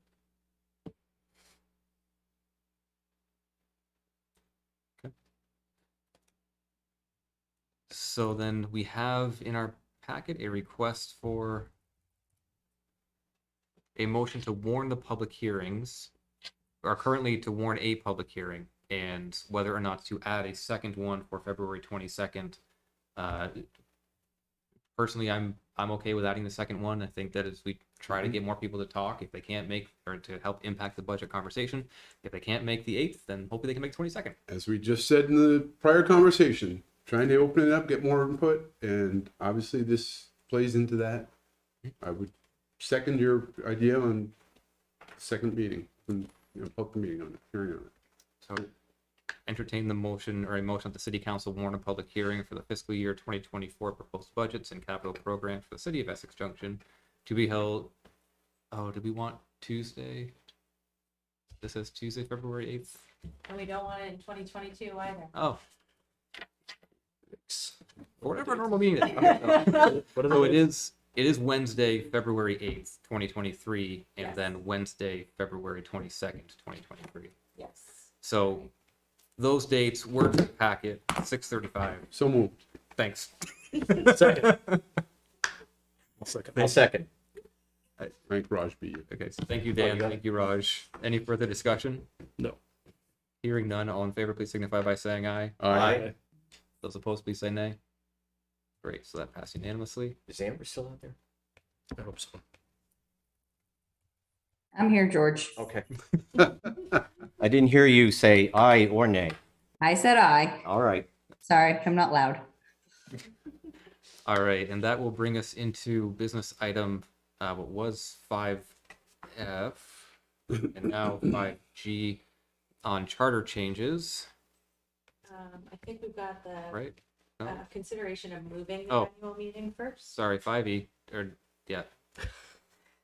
Go ahead, Regina. Yeah, so let me find this one in the packet, and then I can share my screen. This is why I shouldn't change the agenda. Never. Just never change the agenda.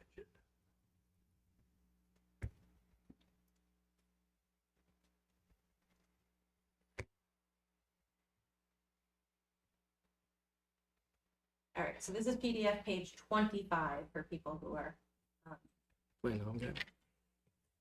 through their own packets. Okay, so the issue is that the start of annual meeting, April 5th, is the first night of Passover. And so the issue that we're talking about is whether to move that date. So a couple of things to think about here. This date is set by the voters last year during annual meeting. And so you've got the article there that was passed, which essentially sets the annual meeting on April 5th and then reconvenes for the voting day on April 11th. Today, the governor passed this bill that is referenced here in the memo, which has essentially, the purpose of the bill was to extend some of the COVID flexibility in hosting of meetings and open meeting law, to allow for folks to be able to move to Australian ballot and not have town meeting and all of that kind of stuff.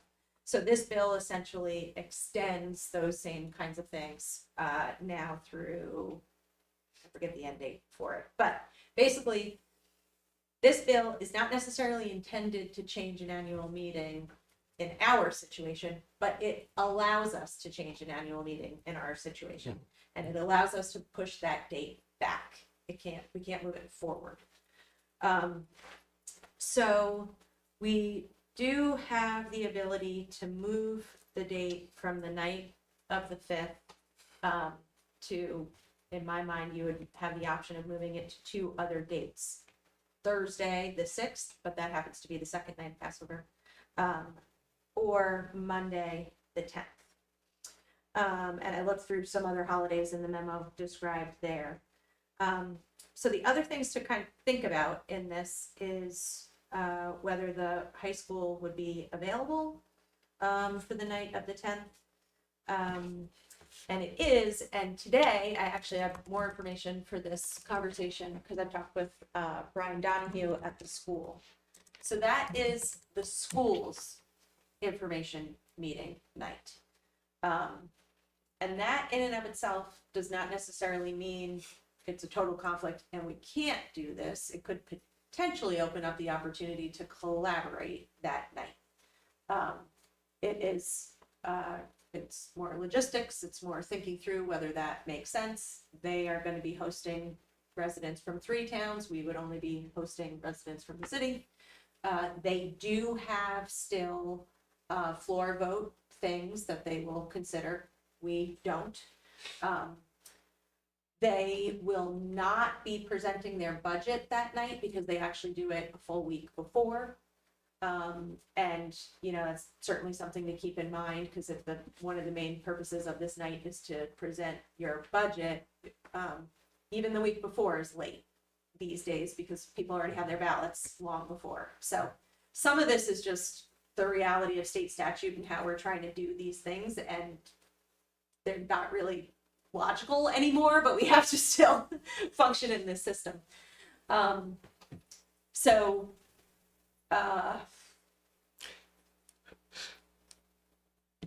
my recommendation for you is that we could move it to April 10th.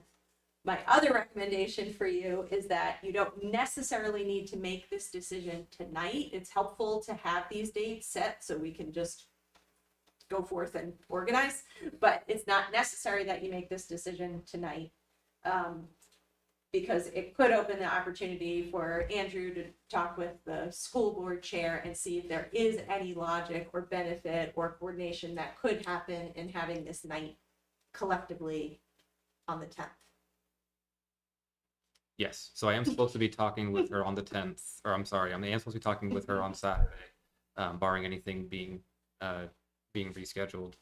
I would like to, at this point, I think, just get a sense of the board as to our openness to change it and wait until we can try to figure out some of these logistics to make sure that it can still happen. And as a part of that, one of the things that I was hoping to be able to do for this meeting is try to get some of the pomp and circumstance that we used to have back, where could we have the annual dinner again? Could we have the hallway of the school lined up with our committees to be able to help with recruitment, to help showcase what they do? That was sort of part of my hope I'd love to be able to see again. But now if we're also talking about doing at the same point in time that the school district is going to be there for Westford and the town and the city, does all of that make sense at this point in time? With the further understanding, a little bit of a personal editorial here, state statute requires that we have a informational meeting 10 days, at no more than 10 days before a ballot vote. So we can't do this sooner, or we can't have done this in March when it would have made much more sense. And so now we're stuck at this point in time of there is no good answer again. So I thought on that though. Yep. What if we made the February public hearing what you're talking about, and just kind of did a Zoom thing on the 10th? I mean, we're still conflicting with the school, but the logistics around that would be, we'll go at 6, have yours at 7.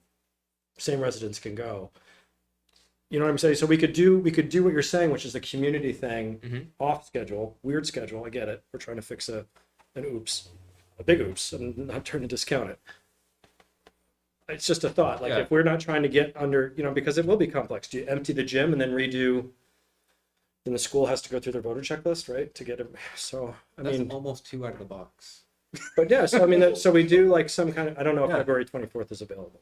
But we're saying a dinner and everything on the 24th. We would do, and then we would do, like, for us, then it's a regular meeting. So we would do this dinner thing, and then we would just keep our business light and do it after. So basically it's, I can't think of a better way to say, a super powered public hearing. Correct. Where instead of and making sure that we're talking about a public hearing, so that way we're not then in violation with state statute. And so this public hearing, which is then a point in time where the community can impact budget decisions, instead of an informational meeting, at that point in time, it's way too late. Right. Right. So this kind of brings us back to what we used to sort of do at town meeting. I mean, you know, it wouldn't be like I moved to change the budget, right? It would be public comment, and then we'd, right, but just to be clear for those at home, it wouldn't be a town meeting format, but it would be, you know, we'd set up somewhere bigger, and but we'd still have the dinner, and we'd still have the committees, and we'd still do it hybrid. We'd have to be able to do it hybrid, I guess, but it solves our issue around scheduling it inappropriately, and right. So I don't know. I'm just throwing that out there. We don't. If you're going to talk to Aaron, we don't have to necessarily decide. But I'm all for moving it to fix the issue. I was going to talk to Aaron anyway about how to try and have them do an informational presentation to the city at that point in time. You're talking about in the gym, possibly? Is that what you're saying? For the audits. No. Sorry, go ahead. Well, I was talking about like we could still use the cafeteria for the food and then Yeah. everybody go to the Right. auditorium. All right, because I'm thinking the AV, the audio video, and, you know, as far as doing it, you know, virtual, kind of a hybrid meeting, you know, having a screen large enough, audio system so people could hear, there's a lot of logistics that goes into this. They may That not be able to do that. it's huge, you know? Can I ask a question? How long is the school board meeting, their public meeting anticipated to be? Because I've been to them in the past and they are really not big. They don't really go along. They usually, no offense to the school district, but they usually don't get a great big crowd.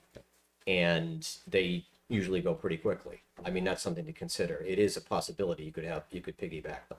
And that's actually what used to happen in the distant past from time to time.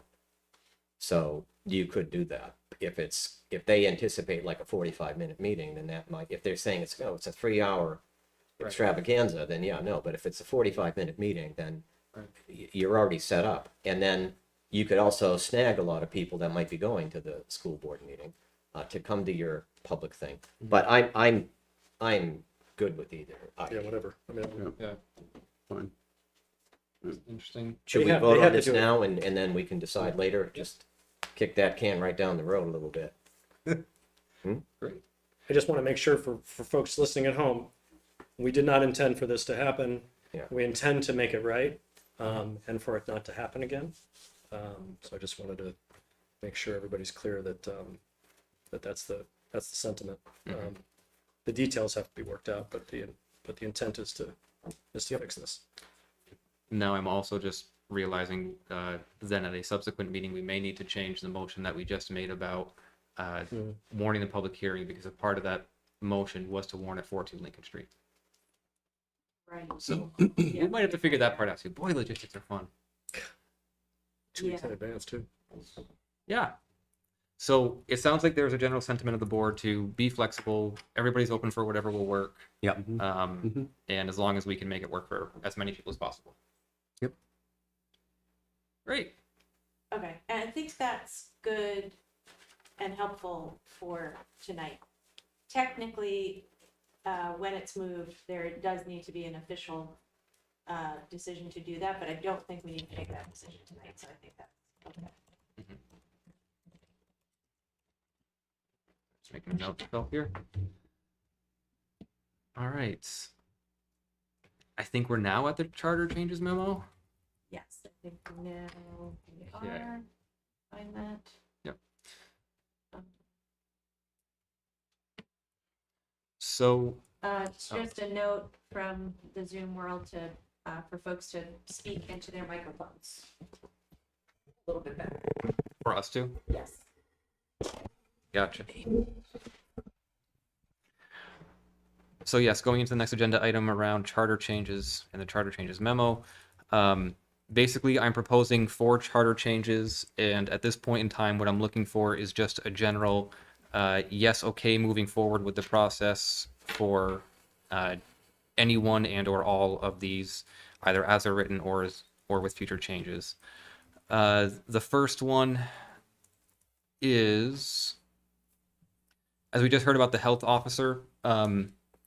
Currently, I am our health officer because by state statute or by statute, every community needs to have one.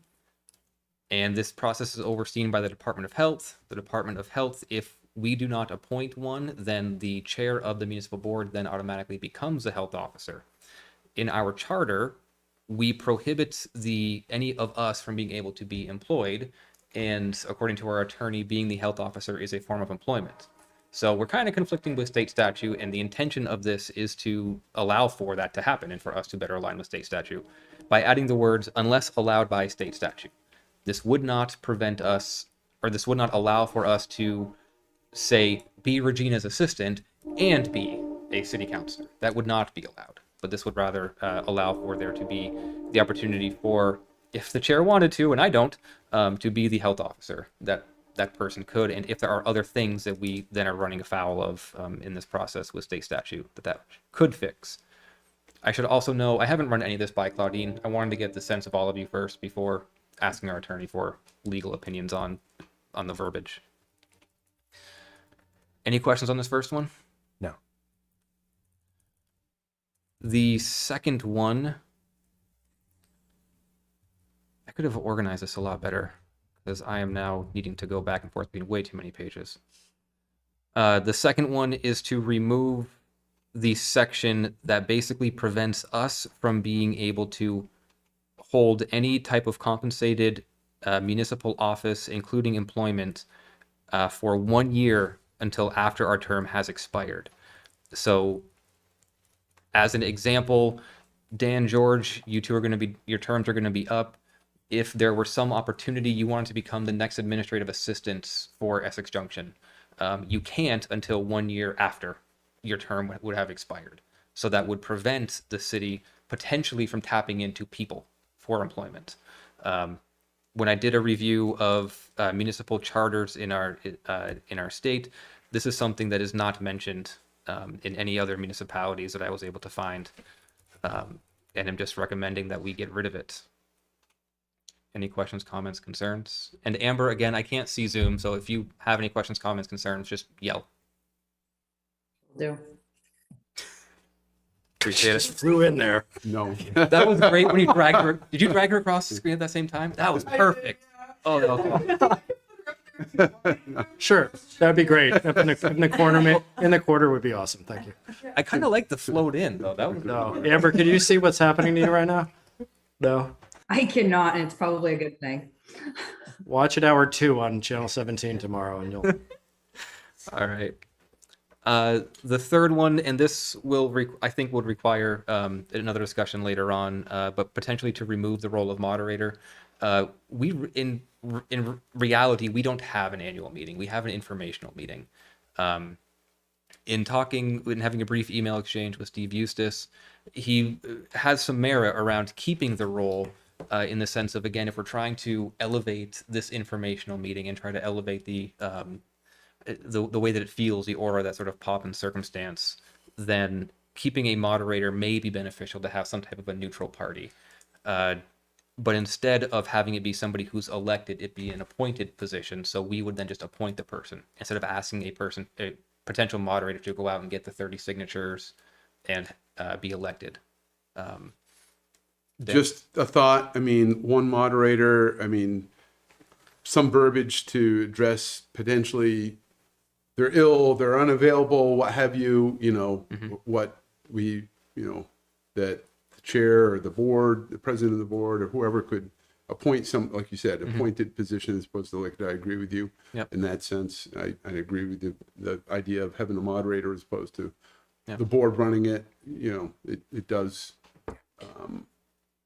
keep it, separates that individual from the rest of the board. So, you have somebody basically maintaining some semblance of decorum and, order in the meeting. Yeah. This is what the school district does, and I know that because I've been the school district moderator. Yep.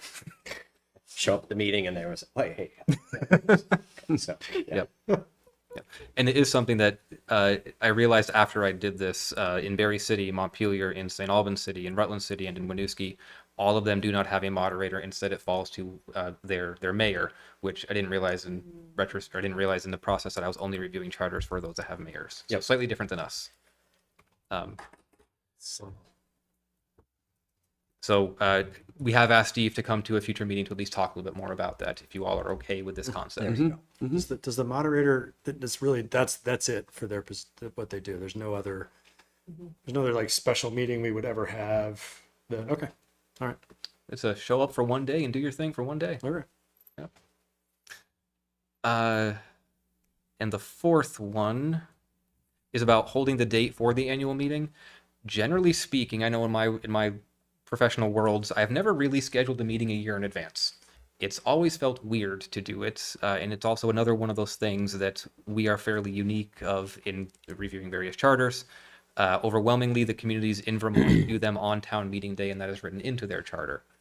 I don't think that we should move our meeting date to town meeting day. I would love for us to continue to vote with the school district. So the intent of this is to be able to continue to have our meeting with the school district, so that way our community comes out and votes by ballot once, but instead of asking the community a year in advance to set that date, allowing the city council to make that decision, which could then also help us be a little agile, where say in an instance like this, or if we wanted to work with the school district on changing things, we don't need to plan 2 years in advance. Makes sense. Totally in favor of this. Yeah, But this good. is what I wanted to write. I wanted our charter to say this originally. I'm totally in favor of that. Awesome. Right. Let's do it. Good. Great. So then that's the introduction. So February 8th would be so on the 25th, we would need to have these introduced to, today's 25th. So February 8th, we would need to warn the public hearings. We need to have the public hearings on the 22nd and again on the 8th of March, and then they would just need to be voted upon on the 11th. There would still be time to potentially change the language at the 22nd meeting, but not after that, if I recall the statutes correctly. Can I ask a process question? Please.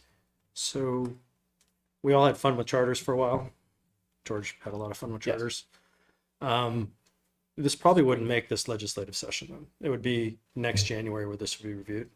Or do you think this would get down to, I don't think it being voted on in April 11th, I don't No. believe it would Next year. impact. yeah, so this that. is more of a, Next year.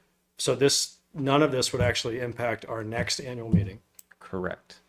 And it wouldn't go into effect likely until July 1st at the earliest of 2024.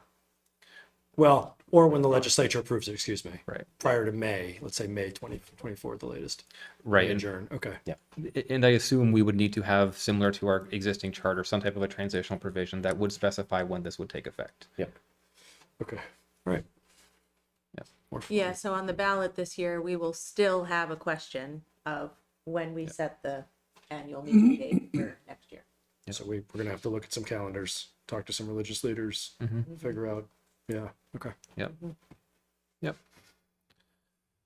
This is why that phrase, "a pace of government," is the way that it is. One of the reasons. All right. So we are now at business item H, right?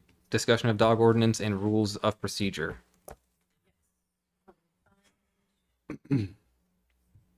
This in the packet.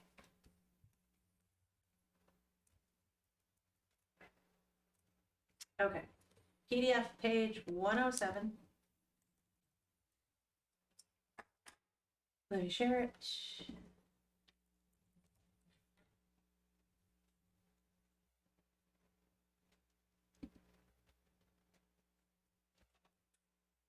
Okay, so the issue here is, now that we've experienced our first dog bite hearing, is just brought forward a number of different questions that I would categorize both in the category of rules of procedure and also in the policy category.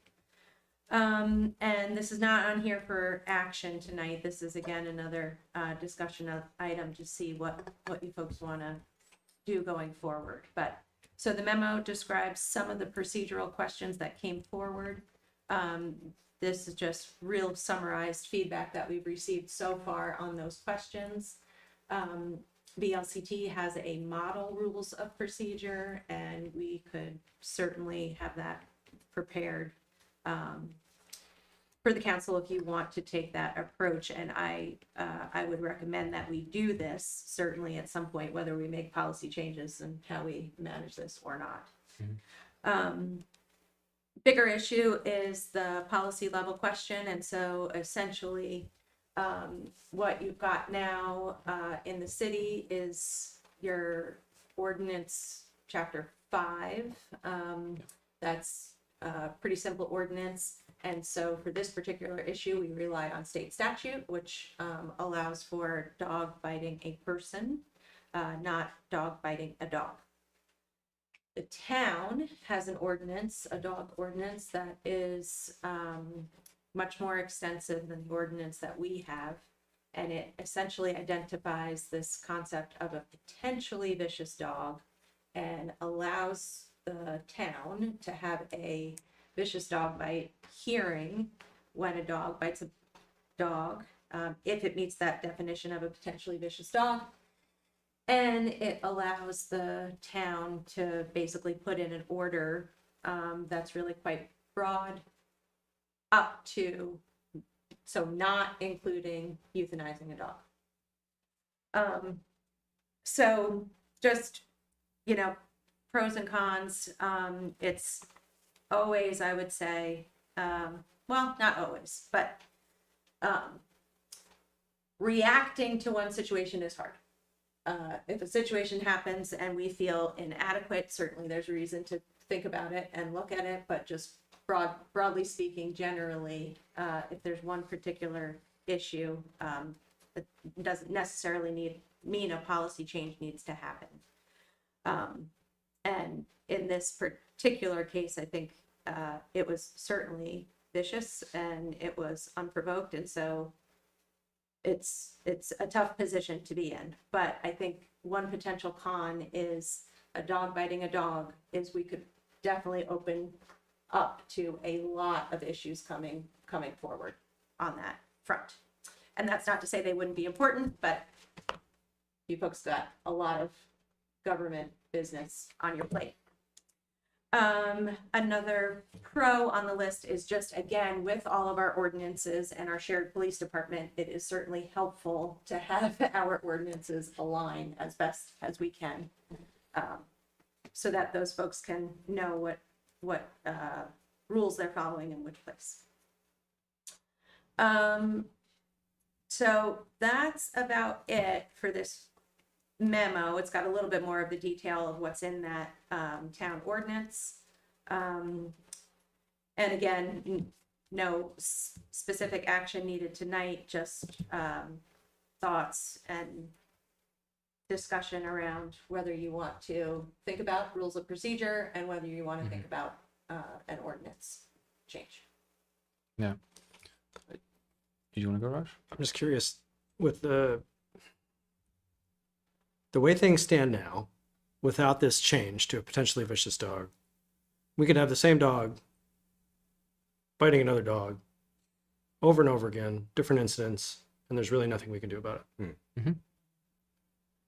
Or we can do this and identify and try to address a problem. Not that these are frequent. The second question, so thank you. The second question I have is, all right, so the town's had this for over a year. Probably, I think it was like a year or two ago that did this. I don't know that answer. Have they seen an increase? Because they're, you know, That's I mean, the question. I'm curious if the select board is overwhelmed. So I think my opinion is, yes, I want to see some procedural changes. I don't know that we need to. I don't know that we need the level of testimony that we had, one way or the other, right? I also don't know that these need to be part of our regular meeting, and that change to procedure and policy combined with this would help keep this efficient. And also say that people spend an awful lot of money on their dogs. And I know the state likes to consider them property, right? So if we're considering them property and someone's dog damages your, I'm speaking in terms of property, I don't agree with this description. Someone damages your $4,000 item and your only recourse is to get a vet bill paid. And the dog is, there's no recourse on the owner or anything else, then I kind of have, there's a little bit of a problem with that.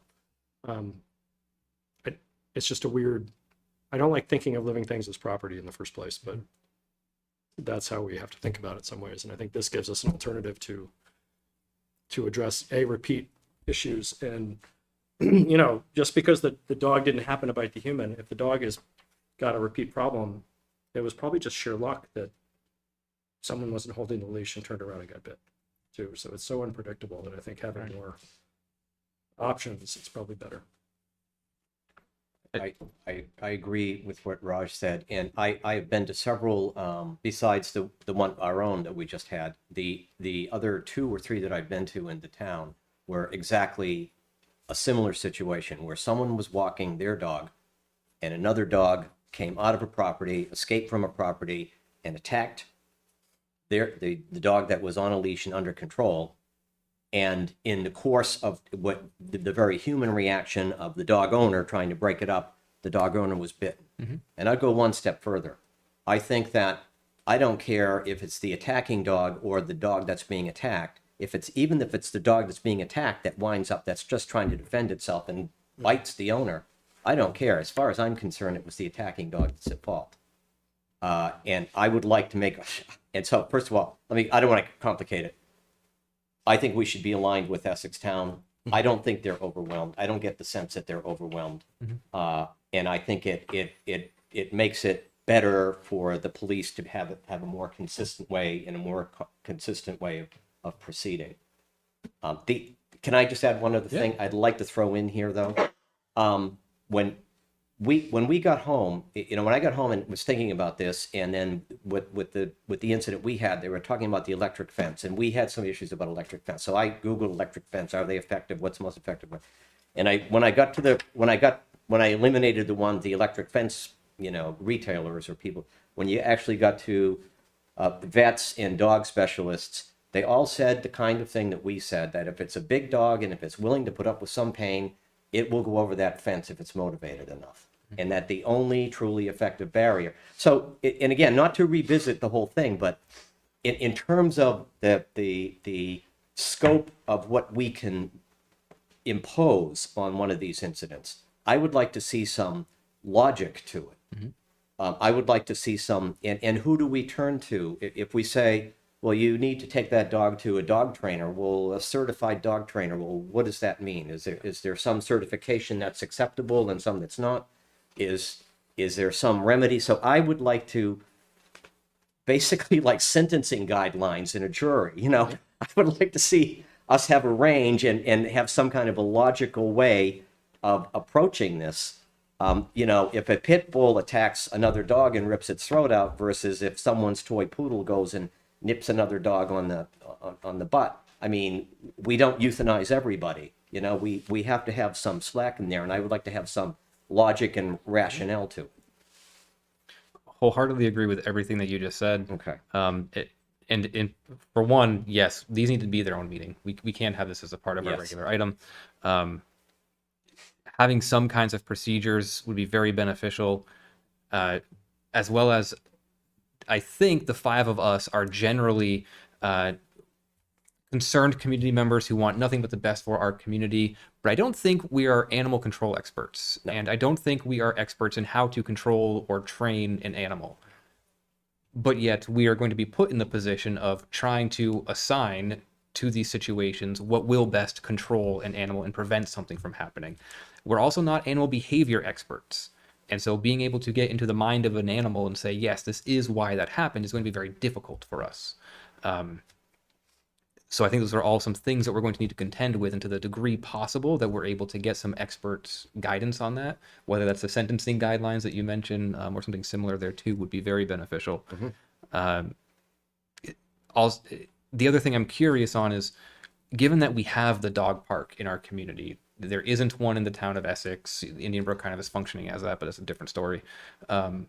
So I'm assuming we're going to get more requests or more of these types of hearings. And I'm wondering, is there some kind of a threshold that we could have the animal control officer play where that there's at least some evidence of this? There's at least some kind of something, so that way it's not necessarily just my dog did this. No, my dog did not do this. And we're here with trying to figure out, okay, two people are saying the exact opposite things. How are we going to move this forward? It was very beneficial to have the home video that we had at this last hearing, which from my understanding, that is the rare exception. And so if there's some kind of threshold we can have, personally, I think that would be helpful to make sure that we can make an informed, non-rash, non-emotional based decision, but one that would have some level of fact to the degree possible. Agreed.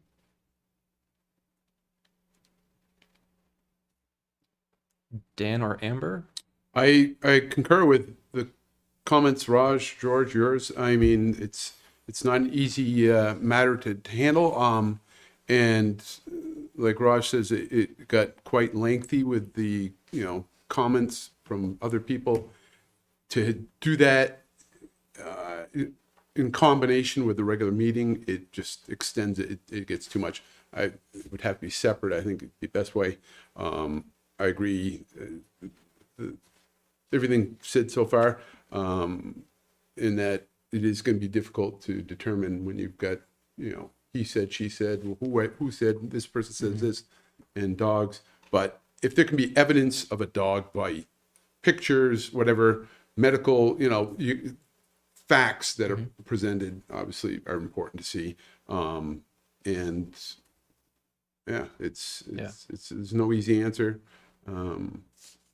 But as I recall, Rick Gary was here, and when he said we should be looking at the town ordinance, and I agree with Regina, if we can have some consistency across both communities so that the police aren't looking and saying, wait, this doesn't work here. It's just, yeah. Yep. Amber, was there anything you had?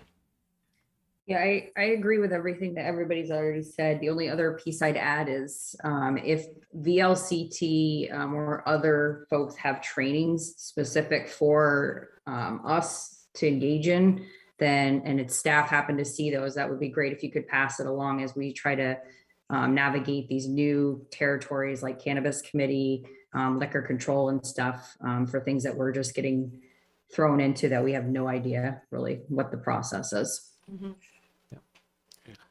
Thank you, Amber. And George, didn't you attend? I did, and I did. I did attend it, and it was helpful. But I can tell you, it just sort of looked at state statutes. It looked at the process. I have to say, I don't really think it got into the kinds of substantive questions that we were faced with. It didn't get into that, but they did advertise that they have their whole municipal law center. They have an acronym for it. But to go there. And then there was some discussion about your dog officer, but since we have the Essex police that are handling it for us, but a lot of towns don't, I mean, there was a lot of discussion about that aspect. If you, because most towns in Vermont don't have a police department. Right. And so what do you do for a dog officer? So it was a lot of it was focused on that, but it was worthwhile, and I took some notes, and I'll try to remember them and bring them in if they're relevant. Thank you. I see there's two people in the audience, and I don't know if you're gonna. I was gonna ask if the individuals who were here for the last part had anything that they wanted to make sure that we hear from your perspective, having gone through the unfortunate circumstance that you did. I appreciate everything that you've all said already and agree with that, and we would just like to encourage the adoption of the town ordinance. Great. Thank you. And if I could just add, I was going to say a lot of what Paul was already said by some of you just now. Raj, I just want to echo a lot of what you just said, though, because this could happen again tomorrow. She lives right next door to 3 dogs. 2 of them are on the dog's neck in 2 seconds. So this could happen again tomorrow. So I'll plead with you, don't delay. You do this as fast as you can. Say to adopt this Essex ordinance and then figure out all the details later if it's working in Essex. And like I said, the last time I was here, this is not a dog bite. There's a difference between a dog bite and a dog attack. And, you know, dogs bite, they nip, you get on the dog park, a little dog fight, you separate them. This was a vicious dog attack. About 1 in 7. So there's a difference. And I don't think you'll see the volume potentially that it's overwhelmed the board from these kind of attacks that would warrant people like us coming to try to have some resolutions. And if you adopt this, you just, you know, have no flexibilities for repercussions, and it's flexible repercussions based on the circumstances. So I would just ask you not delay it. Adopt this as soon as you can, please. Great. Appreciate it. Thank you both. There is a hand in Oh, the okay. audience. Thank you, Regina. And there's also a comment for Annie. Annie, I'll just say, is there no longer space for public comment after agenda items? I don't know if she raised her hand at some point, but if she did, I missed it. Yeah, if there is a hand raised, whose is it? Elise Serda, if I pronounced it correctly. Yeah, Elise, go ahead. The floor is yours. Oh, great. Thank you. So registered dog owner here and foster parent to over 13 dogs by this point. So this is really of interest to me. And I would encourage the council to really look into the pivotal point that I've heard in other communities is animal control. right? The animal control officer, if we do have one or access to one, should be sort of that focal point for any kind of animal interactions, especially with dogs. But there are also other avenues for, and to Raj's point, I love dogs, so I don't look at them as property, but small claims court. We also have other communities that have bite levels. So, and I know that's mostly involved with human beings, but if it's a level 1 bite, if it's a level 2 bite, it's a level 3 bite, to George's point, it kind of dictates how it gets handled, but it usually gets handled through animal control. And I will say this, having a dog park, which we go to every day, dogs are biting each other all the time. Not to the level of the vicious behavior, ripping a throw it out, but dogs bite each other. They bite in play, they bite out of frustration, they bite out of anger, and even great dogs, well-trained dogs, do that sometimes. So I do have a worry as a resident and a dog owner that dog biting other dogs is going to be a lot more frequent than them biting human beings. And that is the council the appropriate place to bring those type of complaints, as opposed to, another method, an animal control person, or, even if it does escalate to the point that there is a very large vet bill or some concern about behavior, small claims. So I just do wonder how are other communities handling this, and not putting the council in the position of having to be judge and jury when it is not necessarily your expertise. So I'd love to see more conversation and more research about this before we sort of move forward and say this sits in your camp. Thank you. Thank you. Can we adopt the town ordinance and work on that question? Or those questions? You know what I'm saying? Like, it sounds like we want both, like we want to extend what the town has, but we can then take the time to finesse it. We can. What it means is we live with the ordinance, and then the other things we just need to figure out as we go. Okay. 'Cause I don't disagree with what Elise said either. So I don't see any other hands. Okay. Thank you, Regina. So I think we are done with that agenda item. And it will come back at a very soon meeting to help move the ordinance process forward. Yep. Great. And I think I said it in the memo, but just to be clear, because essentially we're thinking about just looking at a draft ordinance that's already in place, and can have Claudine look at that pretty quickly. We have talked previously about other ordinance changes that are bigger items, and staff just doesn't have the resources to move those right now. But this I would put in a different bucket, because it's pretty much good to go. Yep. It is helpful to have one that's already in existence, being tested. Yeah. It makes that process a lot easier and faster. Yep. Thank you. So that is the end of our business items, and we move into the consent. I'll move that we approve the consent agenda. I'll second that. Any further discussion? Hearing none, all in favor, please signify by saying aye. Aye. Aye. Those opposed say nay. Great, so passed unanimously. Next, we have the reading file and board member comments. And George, I know you have something. I do have something. I don't want to take up this is perhaps a little self-indulgent. I don't want to take up the board's time. If we want to delay it for some other night, take me about 5 minutes. 5 minutes is great, George. I got it. Well, you got 5 minutes. I'll time Okay, it. let me give you the heart. Let me give you the cell here first. And do you have this ready to go up? Yeah.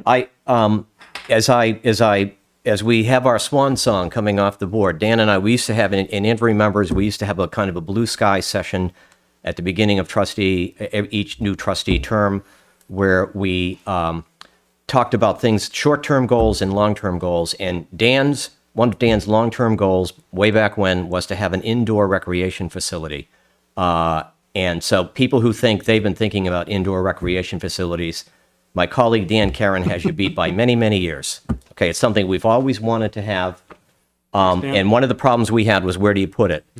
And then one of the other problems I've had over the years is I would like to have seen something better I would like to see something happen with Stevens Park where we respect what the park is, which is a beautiful wooded area in the middle of the city, but also has some other kind of use. Anyway, long story short, I just want to throw out the idea to plant in people's minds as we go forward in planning the community and doing strategic planning and all that stuff. And I hope I can come to those planning sessions next summer or wherever they're going to take place. But I'd like to plant this in this seed in a few people's minds. What I did was I took basically the Miller Building at CVE, which houses Nordic soccer, and I transported it and dropped it in the middle of Stevens Park. And I did that to see how big a fit it would be. Now, the Miller Building is probably about 3 times the size of a facility that we would need. Let me, just as a scale, if you see it right there in the middle of Stevens Park, it probably, Nordic soccer indoor facility takes up about maybe a quarter of that building. And what I wanted to see when I did this, and unfortunately this satellite shot of Stevens Park was taken in the fall, so you don't really see the fully leafed out park there. But the whole point was, if you put this in, if you put a building this size in the middle of the park, you would still have a massive boundary of wooded area all around the periphery of the park. So the people who live on the boundary of the park and who live around the park would not see any diminishment from a street view or from the backyards or from their houses. They would not see any loss of the wooded area. And again, just to orient everyone, the arrow on the lower left-hand corner, right below that arrow, is the Essex Westford School District Administration Building. That parking lot behind it holds, I think, about 15 or 20 cars. So you could imagine that little piece of parking lot going right next to the building. So you could have a pretty significant facility right in the middle of the downtown with plenty of parking that would not in any way impact the neighborhood. It would impact it positively, I think. It would also give you an opportunity to perhaps groom the woods a little bit, put in a nice walking trail around the boundary. And if I just go to the next one, and this is, I'm going to be real fast here, folks. And why is this a good idea? Because there are lots of places you could put this facility. You could put it on the outskirts of the city, but then you are privileging it by having it just be accessible by people who can drive there or by kids whose parents can drive them there. You put it in the downtown in Stevens Park, and I just wanted to show how completely accessible and walkable it is for everybody. Certainly for Indian Acres and the entire South Street, West Street area. People could walk there. Kids can walk there from school. Kids can walk there from ADL, from the high school, certainly, even elementary school. It would work as if you can kind of see in this picture, Maple Street Park way over on the right-hand side. So this could be not just an indoor facility, but this could begin to be a kind of an alternative place. I know that Maple Street Park has a lot of after-school programs. There's a huge demand on their space, and they're needing more space. So again, you put in a building. If we put in a building like this at Stevens Park, you could have some of it used for after-school programs. You could even potentially put a senior center there long-term. And I really do believe it also, it adds to the core of the city. You'd bring people into the downtown, which is something that we want to continue to do. It brings those community connections together.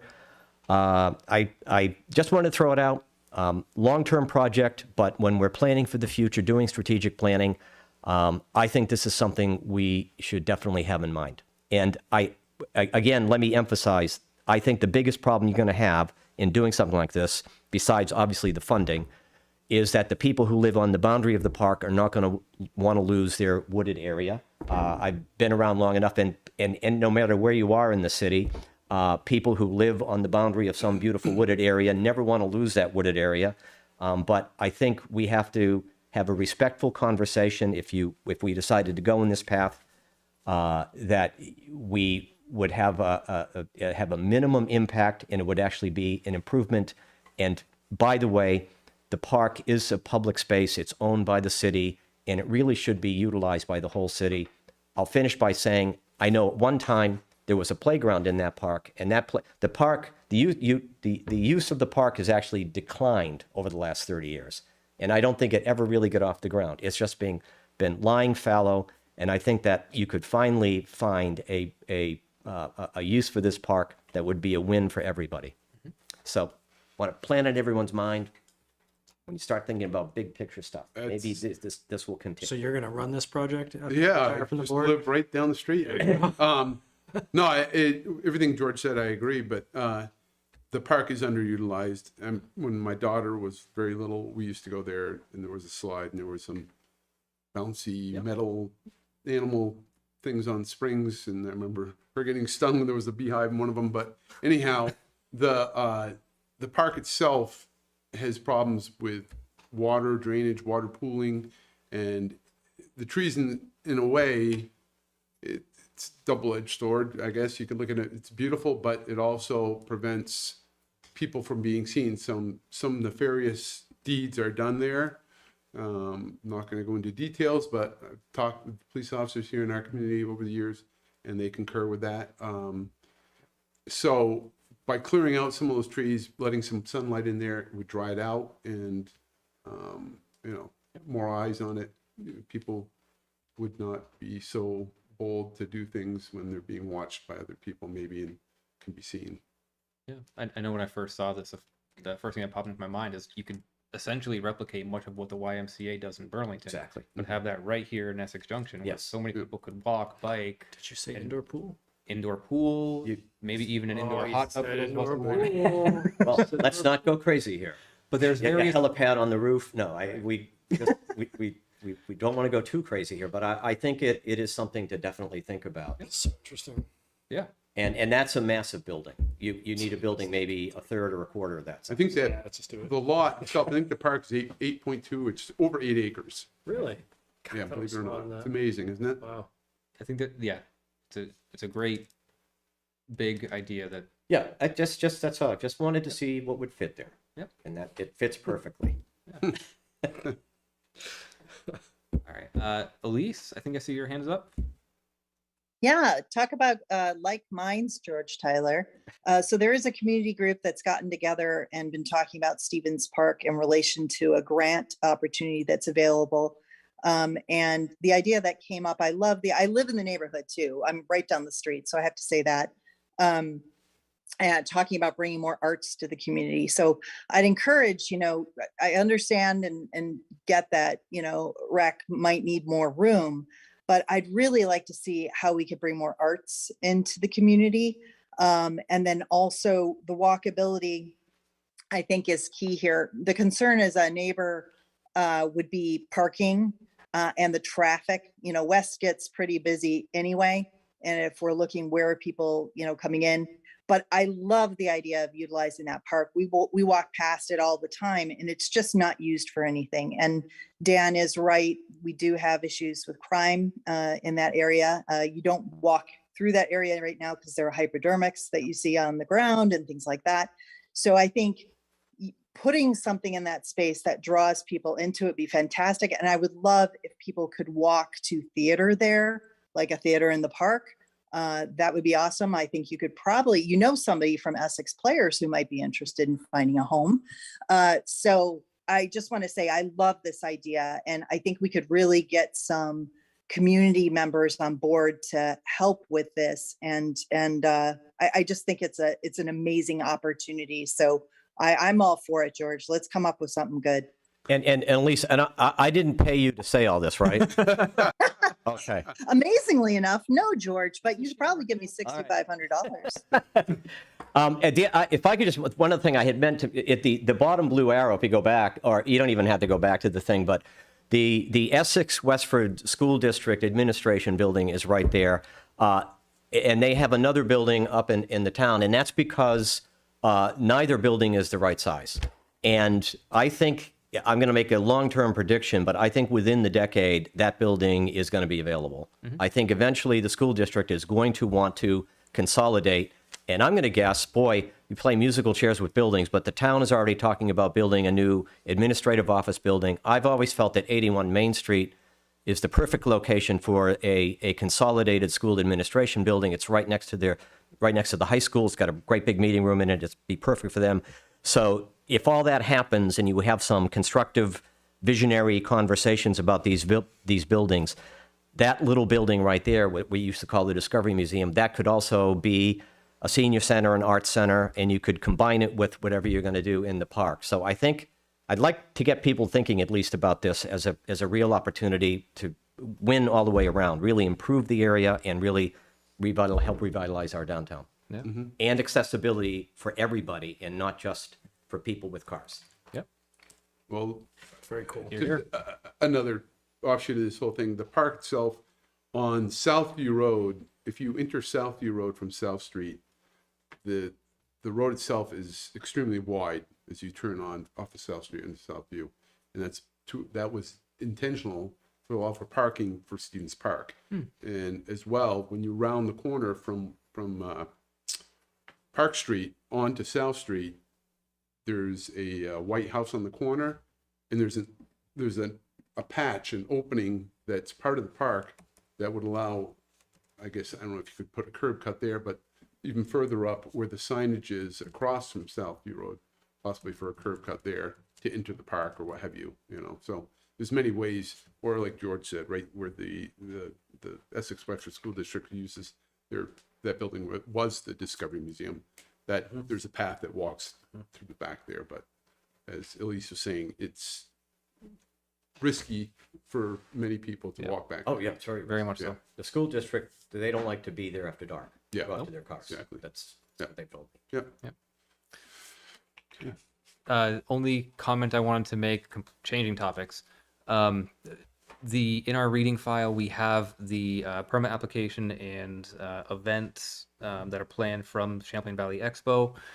So for those who are wondering when those events are going to be, or if you are in the community wondering what type of events are going to be happening at the Expo this year, you can see the dates of which event is happening when for your own planning. And Regina, in the past, this is something that has been put at tried to be put somewhere that can be easily accessible by the community. And so On the if website. if that could be put onto the website, that'd be greatly appreciated.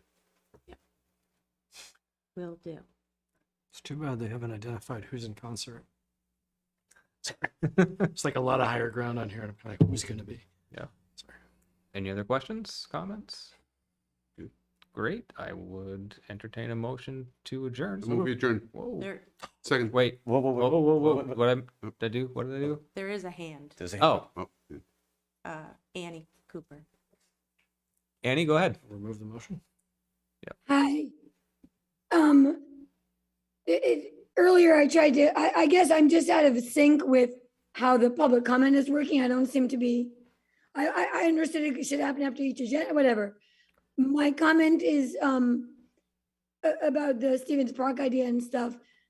And these are great ideas that I've long been a fan of. I can't applaud all of this enough. It is very clear to me that we are 7 years late for having a rec advisory committee. Elise just alluded to a meeting that happened last night that has community discussion about these things. You've got community engagement about these things. We were able to create, in a very short amount of time, a committee for our village, our voices. The rec department, as a matter of fact, created that committee. We were then able to create 2 committees for the hiring of the lovely and lovely, I didn't mean to be, of the wonderful Regina Mahoney. If we were able to create 3 committees in a really short amount of time, and we're 7 years overdue for a rec advisory committee for a rec department that has a budget of 4.6 million, we really can't have these discussions until we put that rec advisory committee in place. Thank you. Such a good point. Thank you, Annie. Very good point. Dan? Very good point. I'm moving to adjourn. Rush? Second. Great. Any further discussion? Hearing none. All in favor, signify by saying aye. Aye. Opposed? Great. So that passed unanimously. Thank you all. Thank you. Have a good night.